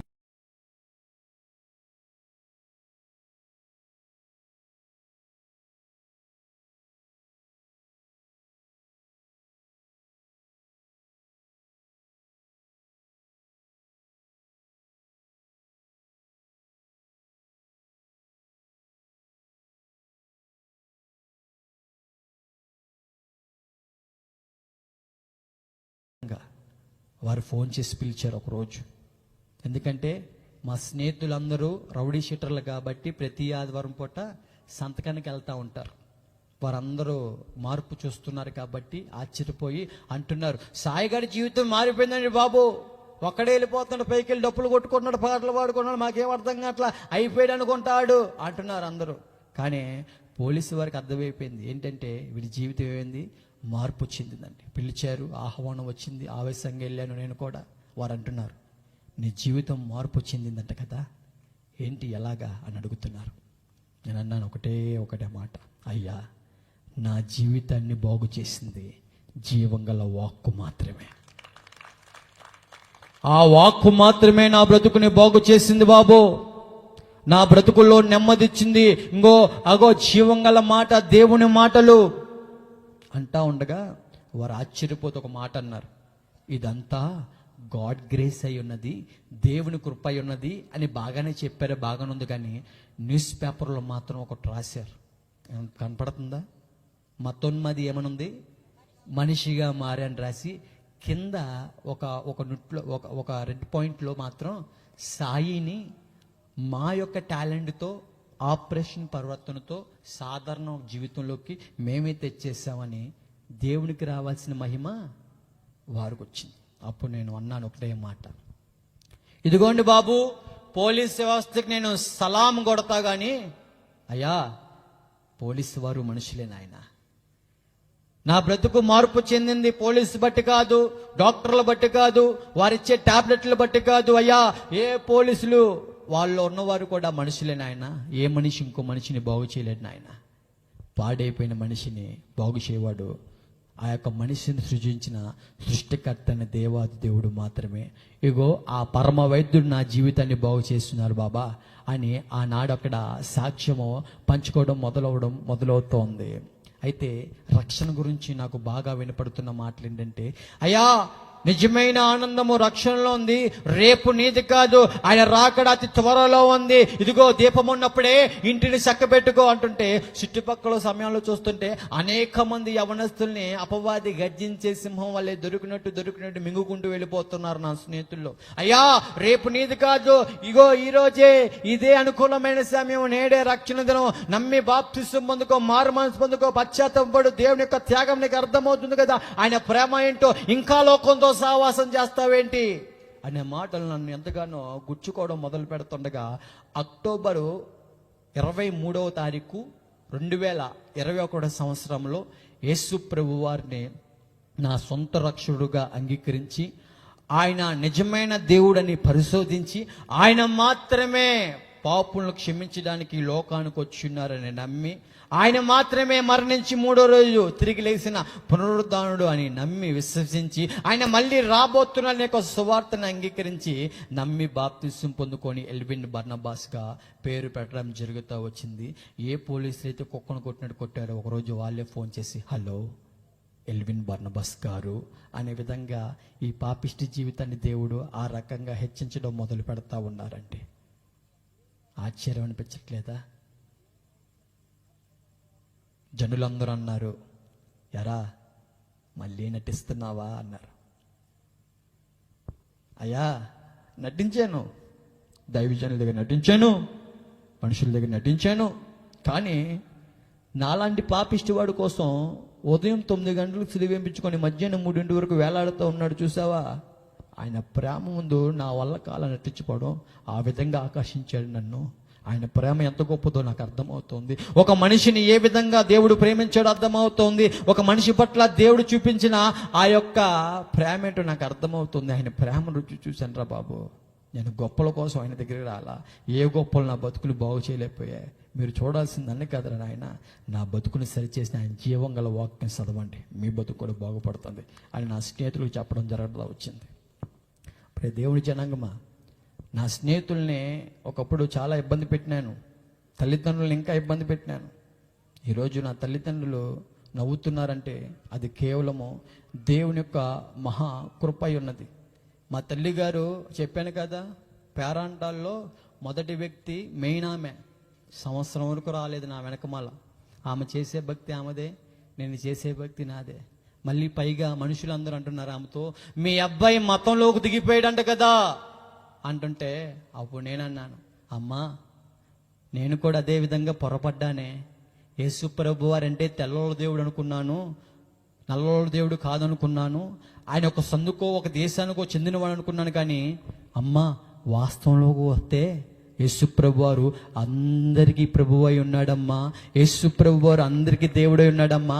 నీ యొక్క కొడుకు పాపిష్టి బంధకం నుంచి విమోచించి మూర్ఖుడు యొక్క స్వభావం నుంచి మనిషిగా మార్చింది ఆయన జీవంగల వాక్యం అమ్మా. దేవుని సన్నిధికి రామ్మా అని అడిగితే, అయ్య బాబోయ్ ఆ అన్న మాట. దానికి ముందు ఒక సంఘటన ముఖ్యాలు తీసుకుంటాం కదండి. ఎప్పుడు ప్రామిస్ కార్డు ఎప్పుడండి? 31st నైట్ అమ్మగారి పేరు మీద తీసుకున్నాను నేను. యెషయా గ్రంథంలో ఈ మాట భలే ఉండుద్ది. 54వ అధ్యాయంలో 4వ వచనంలో, భయపడకము సిగ్గుపడకము నీ అవమానం తలంచుకుము అందమ్మా వాగ్దానం. ఆ వాగ్దానం తీసుకొని చక్కగా బైబిల్లో పెట్టుకొని నేను ఆలోచిస్తూ ఇంటికి వెళ్తుంటే మా తల్లిగారు అంటున్నారు, మా దేవుని సన్నిధికి రావచ్చు కంటే సాయి మన చుట్టాలు ఏమనుకుంటారో భయం వేస్తుందరా, సిగ్గేస్తుందిరా, నేను ఎక్కడికి వెళ్ళినా నేనే ముత్తైదురా, నా మొహం మీద ఉమ్మేస్తారా అంటుంది మా అమ్మ. నేను అన్నాను, నీ హృదయంలో ఈ విధమైన ఆలోచనలతోనే ఉన్నావు, ఆ విషయం నాకైతే తెలియదు. కానీ నా దేవుడు హృదయాంతరంగాలు ఎరిగిన దేవుడు నీతోనే మాట్లాడుతున్నాడు. ఈయనమ్మ యెషయా గ్రంథము 54:4వ వచనం, భయపడకము సిగ్గుపడకము నీవు అవమానము తలంచుకోమని దేవుడు నీతో మాట్లాడుతున్నాడమ్మని మాట్లాడుతుండగా ఆ జీవంగల వాక్కున్న అమ్మ హృదయాన్ని తెరవడం మొదలు పెడతా ఉన్నాయండి. ఆ మాటలు విన్న మా తల్లి గారు మరొక ఆదివారం నా వెనకమాల దేవుని సన్నిధికి రావడం మొదలు పెడతా ఉన్నారు. మా తల్లి గారి వెనకమాల మా నాన్నగారు దేవుని సన్నిధికి రావడం మొదలు పెడుతున్నారు. ఈరోజు మా కుటుంబం అంతా దేవుని సన్నిధిలో రక్షణ తీసుకొని ఆయన నామాన్ని ఆరాధిస్తున్నాం. హల్లెలూయా, హల్లెలూయా. ప్రియ మనిషి, నువ్వు ఎవరివైనా సరే వేటితో సహవాసం చేస్తున్నావు. ఇగో నీకంటే చిన్నవాడినో పెద్దవాడినో నాకైతే తెలియదు, కానీ వెట్టితో సహవాసం చేసో ఈ పాపముతో, ఈ రొచ్చుతో, లేకపోతే ఈ యొక్క వ్యభిచార బంధకాలతో, లేకపోతే ఈ యొక్క జాతత్వనే పాపముతో, ఈ యొక్క చుట్టాబీడి సిగరెట్ వ్యసనాలతో, ఇంకా ఏమైతే దొంగతనాలతో, ఇంకా యొక్క ధనాపేక్షతో, ఇగో డాంబికమైన జీవితంతో, శరీరాశ నేత్రాశ జీవప డంబాలతో సహవాసం చేశాక నా జీవితం గతంలో ఏ విధంగా నాశనం అయిపోయిందో కళ్ళకు కట్టినట్టు చూపించాను నీకు. అవన్నీ నన్ను నాశనకరమైన మార్గం నడిపించాయి. ఇదిగో నా జీవితము ఆయాసం చేశాక ఈ హృదయంలో నెమ్మది దొరికింది, ఈ హృదయంలో సమాధానం దొరికింది. ఆయన పిలుస్తున్నాడు నిన్ను కూడా, భారం మోస్తున్నా సమస్త జనాంగం అన్నాడు తప్ప తెల్లోళ్ళారా మీదే రండి అని ఆయన అనలేదు. సమస్తములో అంటే అందరిలో నువ్వు కూడా ఒకటివి. నీవు ఈరోజు నీ హృదయం అనే తెలుపు తెలిసి ఆయనకి అవకాశం ఇస్తే ఈ పాపిష్టి బ్రతుకుని బాగు చేసిన దేవుడు, మార్పు చెందేలా చేసిన దేవుడు నీ యొక్క బ్రతుకు కూడా బాగు చేయడానికి ఆయన సిద్ధంగా ఉన్నాడు. హల్లెలూయా. ఆయన నిన్న నేడు ఏకరీతిగా ఉన్నవాడు. ఆయన దగ్గరికి వచ్చిన వారిని త్రోసివేసే దేవుడు కానే కాదండి, అర్థం చేసుకొని బ్రతుకులు బాగు చేసే దేవుడు. ఆ కొండపైకి వెళ్ళాను, ప్రభువా నా ఇష్ట ప్రకారంగా జీవించానయ్యా, నా ఇష్టం నన్ను నాశనానికి ధరిపించింది, ఉన్న కొద్ది రోజులైనా నీ కొరకు జీవించే కృప దయచేయండి ఆయన, ఇంకా నా జీవితం నీ చేతికి అప్పచెప్తున్నానని దేవుడికి నా జీవితాన్ని అప్పచెప్పాను. దేవుడు ఈ యొక్క శరీరాన్ని, ఈ మనిషిని ఒక సజీవ సాక్షిగా నేనేదైనా చేయగలను అన్నట్టుగా కార్యరూపంలో ఈరోజు సజీవ సాక్షిగా మీ ముందు నిలబెట్టారు ఆయన. హల్లెలూయా. మరో విషయం చెప్పమంటారా? అక్టోబర్ 23, 2021 నాన్న బాప్తిసం పొందుకున్నాను, మీ దగ్గర ఒప్పుకున్నాను కదండి. ఆ సమయం ముందు ఏం చేశానక్క? ట్యాబ్లెట్లు మింగానని చెప్పానా? ఒళ్ళంతా పాడైపోయిందని చెప్పానా? ఒళ్ళంతా రోగాలమయం అయిపోయిందని చెప్పానా? ఆ రోజు మొదలు పెడితే ఈ రోజు ఎంతక్క డేట్? మే 28, 2025. ఆ క్షణం నుంచి ఈ క్షణం వరకు హాస్పిటల్కి వెళ్ళి స్కానింగు లేదు, ఎక్స్రే కూడా లేదు. ఇలా మోకాల మీద సాక్ష్యం చెప్పేలా బలము దయచేసి మీ ముందు నిలబెట్టారు ఆయన. హల్లెలూయా. ఒకప్పుడు ఆరోగ్యం పాడైపోతుండగా ధైర్యం ఉండేది కదా, చచ్చిపోతున్నాననే పిరికితనం ఉండేది. కానీ ఈరోజు ఆ భయాన్ని తీసివేస్తా ఉన్నారు దేవాతి దేవుడు. అయ్యగారి యొక్క శరీరం సహకరించకపోయినా సరే వారి ఆత్మీయతలో చాలా బలంగా ఉన్నారు. ఒక ఆత్మీయతల్లి మాట్లాడిన మాటలు ఏమైనా తెలుసా? ఆ అన్న మాటలకి ఆ రోజు నుంచి నేను ఎక్కువ ఆరోగ్యం గురించి ప్రార్థన చేసుకోవడం మానేయడం నేర్చుకున్నాను. ఆమె ఏమన్నారంటే, ఒరే బాబు, నా బతుకు చూసావా ఎలా ఉందో? ఎలా ఉందక్కమ్మా? శరీరం అంతా క్షీణించిపోయింది, ఓపిక లేదు నాకు, మంచం మీద నుంచి పడుకుంటా కానీ నేను లెగలేను. అయినా కూడా ఈ శరీరం అంతా కుళ్ళు పట్టిన ఆత్మలో ఆరోగ్యంగా ఉన్నా, ఆత్మలో ఆనందంగా ఉన్నాను అని సమాధానం చెప్పారు ఆమె. ఆ మాట వినడంతో అక్కడి నుంచి ప్రార్థన విధానం మారిపోయింది. ప్రార్థన చేసుకోకూడదు ఆరోగ్యం కోసం నేనేం చెప్పట్లేదు, భోజించట్లేదు సుమి. నేను నేర్చుకున్న పద్ధతి మీకు చెప్తున్నాను. ఆయన చిత్తానుసారమైన ప్రార్థన ఎప్పుడు చేయడం మొదలవుతుందో, ఇంకా నా ఇష్టం కాదు ప్రభు, నా జీవితంలో నీ ఇష్టం బాబు అని అడగడం మొదలవుతున్న సమయంలో నేను చెప్పి ఉన్నాను, మళ్ళీ అంటున్నాను, అక్టోబర్ 23, 2021 సంవత్సరం నుంచి ఈరోజు ఎంతమ్మా?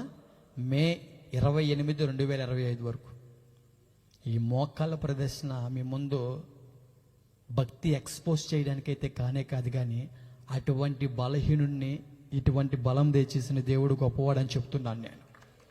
హల్లెలూయా. ఒకప్పుడు దైవజనులు ఇష్టానుసారంగా ఏదైనాతో బాధ పెట్టాను అయ్యగారు, చాలా ఇబ్బంది పెట్టాను.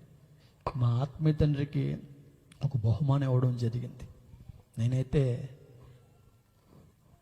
డబ్బు అయితే ఇవ్వలేదు, కానీ ఒకటి ఇచ్చాను. అది నేను ఒక దగ్గర ప్రేరేపింపబడ్డా. ఏంటయ్యా అంటే, హోసన్న మినిస్ట్రీ స్థాపకులు ఏసన్న గారికి వాళ్ళ గురువు గారు ఇచ్చిన బహుమతి.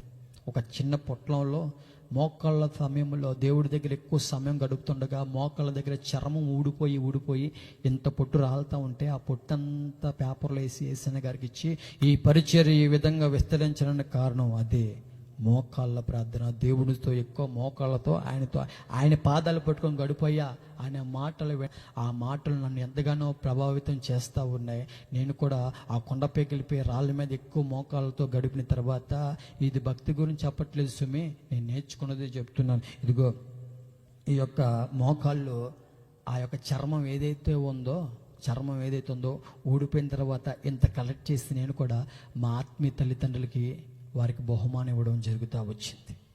ఈ మాట ఇక్కడ ఉన్న యవనస్తులు ఒక్కరైనా రగిలింపబడతారని తప్ప గొప్పల కోసం కాదు. ఇంతసేపు ఉన్నానంటే ఇది నా బలము కాదు, కానీ కేవలం ఆయన ఆత్మ నడిపింపు మాత్రమే జరుగుతుంది. హల్లెలూయా. మనిషి బలమైతే కానే కాదు సుమి, ఇది కేవలము దేవుని యొక్క మహాకృప. ప్రియ తమ్ముడు, ప్రియ చెల్లి, ఈ లోకప్రేమ నన్ను చావో లేకపోతే చంపు అని ప్రేరేపించింది, కానీ దేవుని ప్రేమ అర్థమవుతా వచ్చింది. ఒకప్పుడు చర్చిలో కూర్చోడానికి ఇష్టపడేవాడిని కాదు. ఎప్పుడెప్పుడు అయిపోద్దిరా అని 100 సార్లు టైం చూసేవాడినండి నేను. మళ్ళీ టైంకి వచ్చే బ్యాచ్ అంటే 7ంటికి అయితే ఆరాధన, 8:30కి 9ంటికి వచ్చేవాడిని, మారు మనసు లేకమనుపు. కానీ దేవుడు మాటలు ఉన్నాయి చూసారా, యేసు ప్రభువారు ఉదయం 9 గంటలకు సిలువ వేయించుకొని మధ్యాహ్నం 3 వరకు సిలువ మీదే వేలాడుతూ ఉన్నారు. ఆ సన్నివేశం వింటున్నప్పుడు, ఆలోచిస్తున్నప్పుడు ఫ్యాన్ కింద ఆరాధనలో చేరి కింద కూర్చోడానికి ఫీల్ అయిపోతున్నాను. ప్రభువా, నాలాంటి పాపిష్టివాడు కొరకు ఎలా భరించావు నాయన ఆ నొప్పి అంటున్నప్పుడు దేవుని యొక్క సన్నిధి విలువేంటో అర్థమైంది.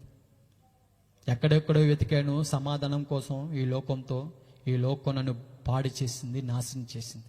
ఆ నాశనకరమైన బంధకం నుంచి దేవాతి దేవుడు ఆయన సన్నిధిలో సంపూర్ణమైన ఆనందము అనుభవించే విధంగా ఈరోజు కృప చూపించున్నారు.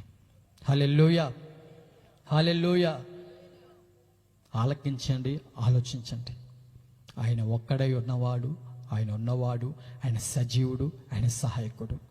నమ్ముటని వాళ్ళైతే, అది ఎవరైనా సరే, నువ్వు నమ్ముటని వాళ్ళైతే నమ్మువానికి సమస్తము సాధ్యమైనది. హల్లెలూయా. నా సాక్ష్యాన్ని నేను ఇక్కడితో ముగిస్తున్నాను. ప్రియ దేవుని జనాంగమా, నా యొక్క ప్రయాణాల కొరకు ప్రార్థన చేయండి. నా యొక్క అనుభవ సాక్ష్యమే ప్రతి చోట పంచుకోవడం జరుగుతుంది. మరి దేవుని యొక్క చిత్తము ఆ తర్వాత ఏమై ఉన్నదో ఆయన తెలియజేయాలి. నేను ఆ పనికి లోబడాలి. అయ్యగారిని అయితే కానే కాదు, వారి దగ్గర కూర్చున్నంత అర్హత నాకైతే లేదు. నన్ను నేను నేలమట్టానికి ఇప్పుడు దేవుని సన్నిధి దగ్గర తగ్గించుకుంటూ ఈ సాక్ష్యం ద్వారా దేవునికి మాత్రమే మహిమొచ్చుటకు మీరు అందరూ ఆయన్ని మాత్రమే చూసి ఆయన నామాన్ని మాత్రమే కనపరుస్తారని మనస్ఫూర్తిగా కోరుకుంటూ ఈ సాక్ష్యం దేవుడు దీవించునుగాక. చాలా వందనాలు అందరికీ.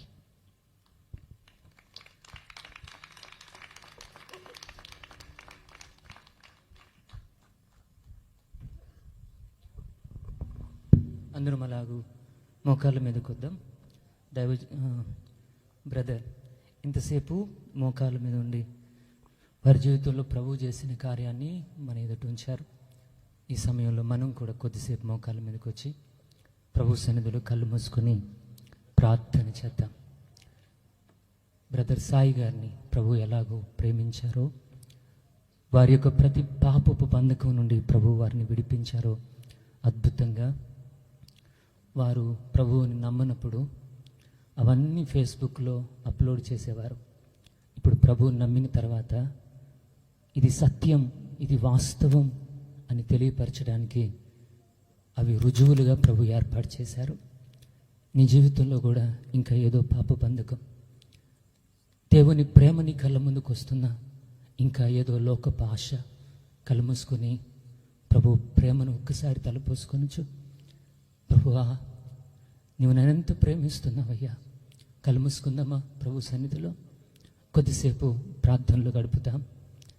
ఇంత సమయం వారు మోకాళ్ళు ఉన్నారు, కొద్ది సమయం మనం మోకాళ్ళు వేసి ప్రభు పాదాల దగ్గర ప్రార్థన చేద్దాం.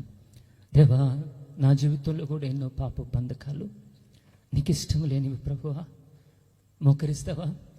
ఇది నేను మార్చడానికి అని నీకు అర్థమవుతుందా?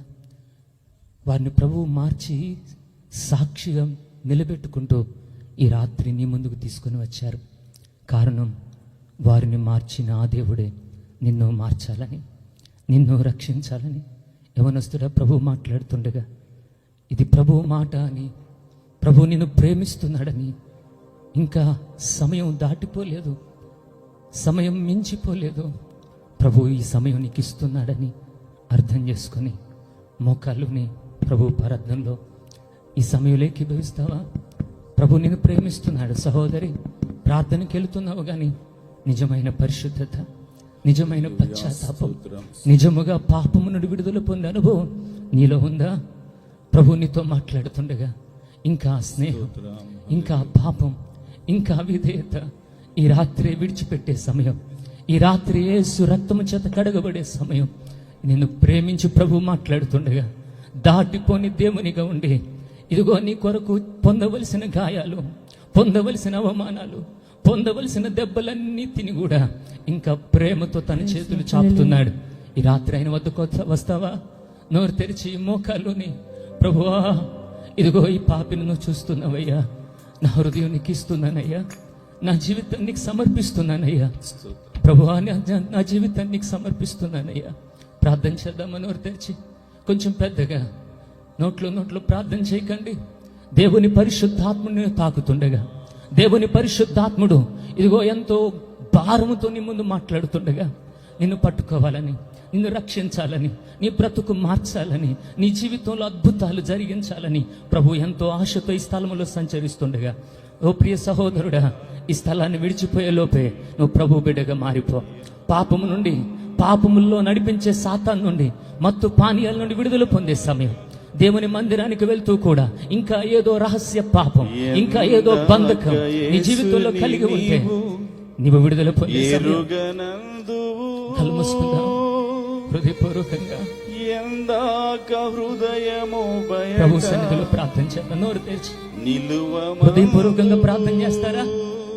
ప్రభు మాట్లాడుతుండగా ఎందాక యేసుని నీవు ఎరుగనందువు, ప్రభువానికి స్తోత్రం. ఎందాక హృదయము బయట నాతో మాతో మాట్లాడినందుకు స్తోత్రం. నాతో మాతో మాట్లాడినందుకు స్తోత్రం. యేసయ్య ఈ రాత్రి అనేక మంది యవనస్తులతో మీరు మాట్లాడినందుకు స్తోత్రం. లోకువాయనా, ఈ రాత్రి అనేక మంది మీ పిల్లలతో మాట్లాడినందుకు స్తోత్రం. యేసయ్య హృదయపూర్వకంగా నేను వెంబడించిన, లోకువాయనా, హృదయపూర్వకంగా నేను వెంబడించిన మీరు తిప్పుతున్నందుకు స్తోత్రం. ఈనాడే రక్షణ దినము హల్లెలూయా. గ్రహించుమా, హల్లెలూయా. సందేహమే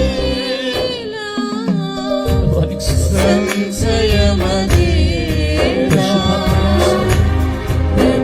హృదయపూర్వకంగా ప్రభు సన్నిధిలో ప్రార్థన చేద్దాం. ఎవరు మౌనంగా ఉండొద్దు, కళ్ళు తెరిచి చూడవద్దు. ప్రభు సన్నిధిలో అలాగ మోకాలు ఉండండి. మోకాలు వేయలేకపోతే లేచి నిలబడండి. ప్రభు సన్నిధిలో ప్రార్థన చేయండి. దేవుడు మీ హృదయాలను తాకుతుండగా, దేవుని పరిశుద్ధాత్ముడు మిమ్మల్ని సంధిస్తుండగా ఆయనకు మీ జీవితాలను అప్పగించుకోండి. ప్రియ క్రైస్తవుడా, ఇంకెంతకాలం దేవునికి ఇష్టం లేని జీవితం, క్రైస్తవుడు అని పేరు పెట్టుకుని దేవునికి విరోధమైన అనుభవాలు, దేవుడు మెచ్చని భక్తి, ఈ రాత్రి ప్రభు వైపుకు మల్లుకుంటావా? ఈ రాత్రి ప్రభు తట్టుకు హృదయపూర్వకంగా తిరుగుతావా? ప్రభు ఆశపడుతుండగా నీ రహస్య జీవితాలను కూడా ఎరిగి నిన్ను ప్రేమిస్తున్నాడు. ఆయన వైపుకు తిరిగి, ప్రభువా నా హృదయం నీకు ఇస్తున్నాను స్వామి, నీకు విరోధంగా నేను చేసిన ప్రతి పాపాన్ని ఒప్పుకుంటున్నానయ్యా.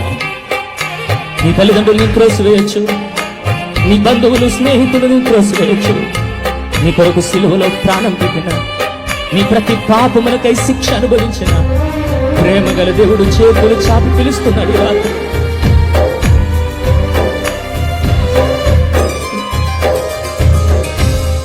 ఈ లోక భోగములను వీడజాలవా,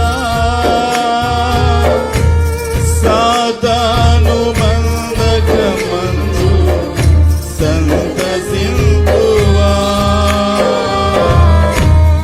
ఈ లోక భోగములను వీడజాలవా, సాతాను బంధకమందు సంతసింతువా. యేసయ్య సహనముతోనే చెలగాటమా, ప్రభు సన్నిధిలో ప్రార్థన చేద్దాం. యేసయ్య పశ్చాత్తాపడుతూ ప్రియమనస్తురాలా, ఇంకెంతకాలం లోకంతో ప్రేమ, నీ తల్లిదండ్రులు తెలియడం లేదులే, నా పాపం ఎవరికి కనబడడం లేదులే అని నువ్వు చేస్తున్న ఘోరమైన కార్యాలు, సెల్ ఫోన్ లో సందేహమే, గర్భమైన చాటింగులు, దేవుడు మెచ్చని జీవితం, రాత్రి ప్రభు మాట్లాడుతుండగా పరిశుద్ధాత్ముడు నీ హృదయాన్ని తెరుస్తుండగా ప్రభు నడువయ్యా, ఈ సెల్ ఫోన్ పై జయం నాకు కావాలి, వ్యర్థమైన అలవాట్ల మీద నాకు విడుదల కావాలి, నాకు సహాయం చెప్పవు, నేను నీతో సహవాసం చేయాలనుకుంటున్నా.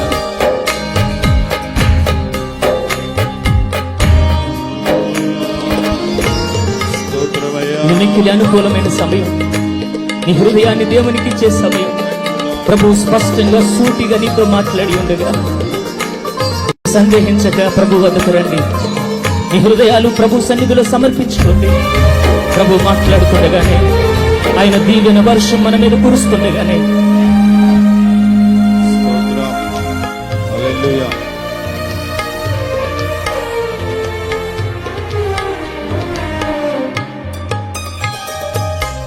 లోకాన ఎవ్వరు నీకై మరణించరు.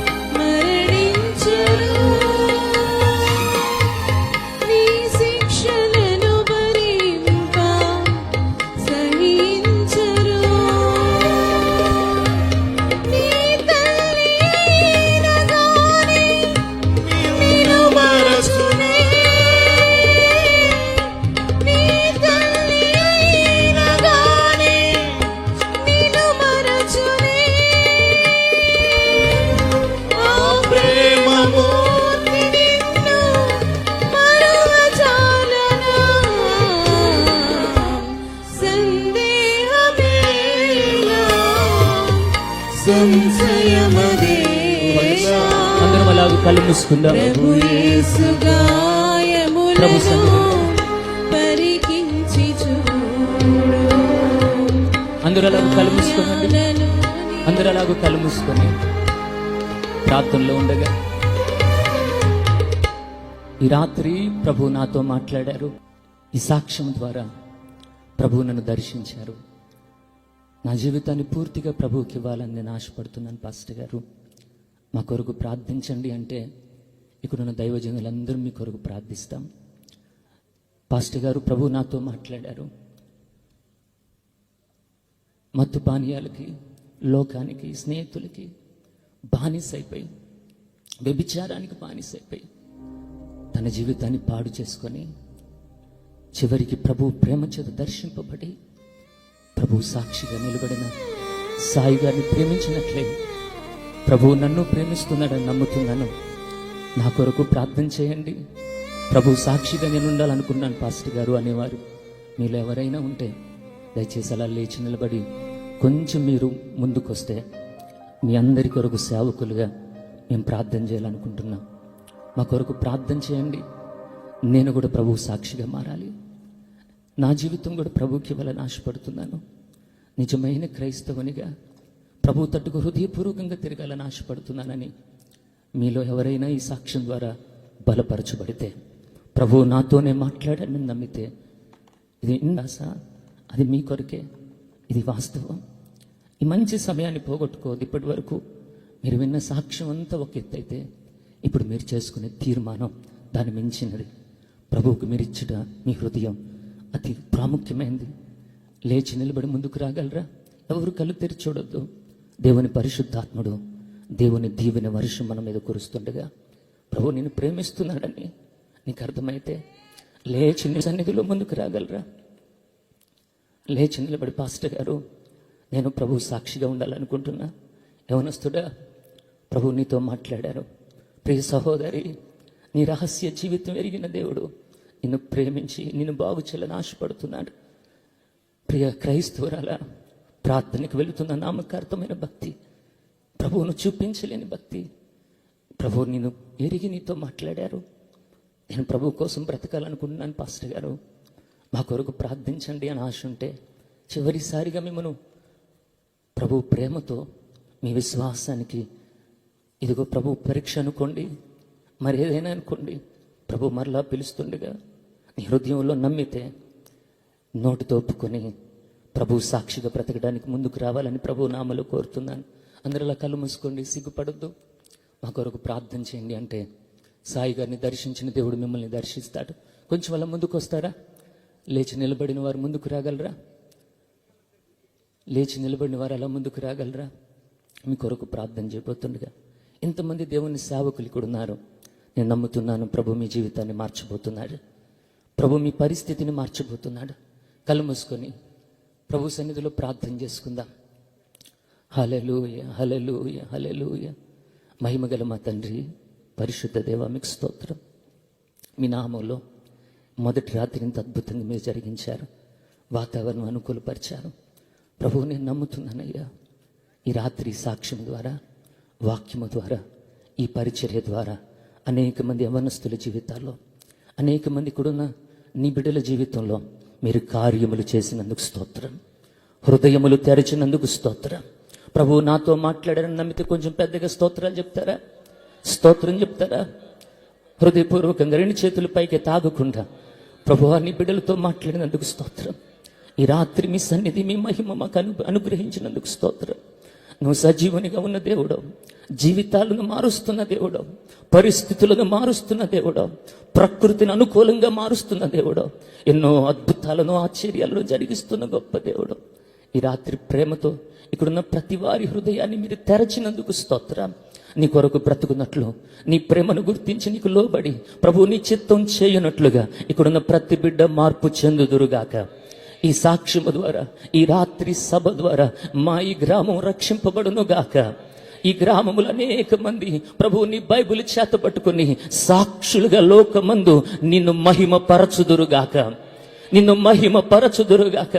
ఈ స్థలములో ఉన్న అనేక మంది యవనస్తులు, ఇదిగో ప్రభు నీ దాసులు ప్రభు ఎల్విన్ గారి వలె అనేక చోట్ల సాక్ష్యం ఇచ్చినట్లుగా యేసు ప్రభు నామములో ప్రతి వారి మీద కృప విస్తరించునుగాక.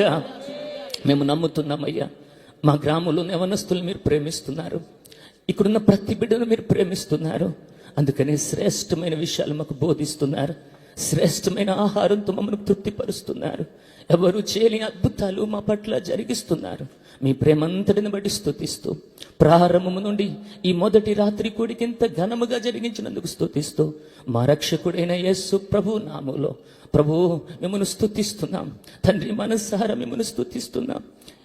ఒక్కరోజు కూడికైనా జరిగిద్దని ప్రభు కృంగిపోయిన పరిస్థితుల్లో మొదటి రాత్రి కూడికని ఎంత అద్భుతంగా జరిగించినందుకు స్తుతిస్తూ, సమస్త మహిమకు ఘనతకు ప్రభావమునకు మీరే అర్హులని మీ కృపని మనసారా మిమ్మల్ని కొనియాడుతూ యేసు నామములో ప్రార్థించి పొంది ఉన్నాం పరమ తండ్రి.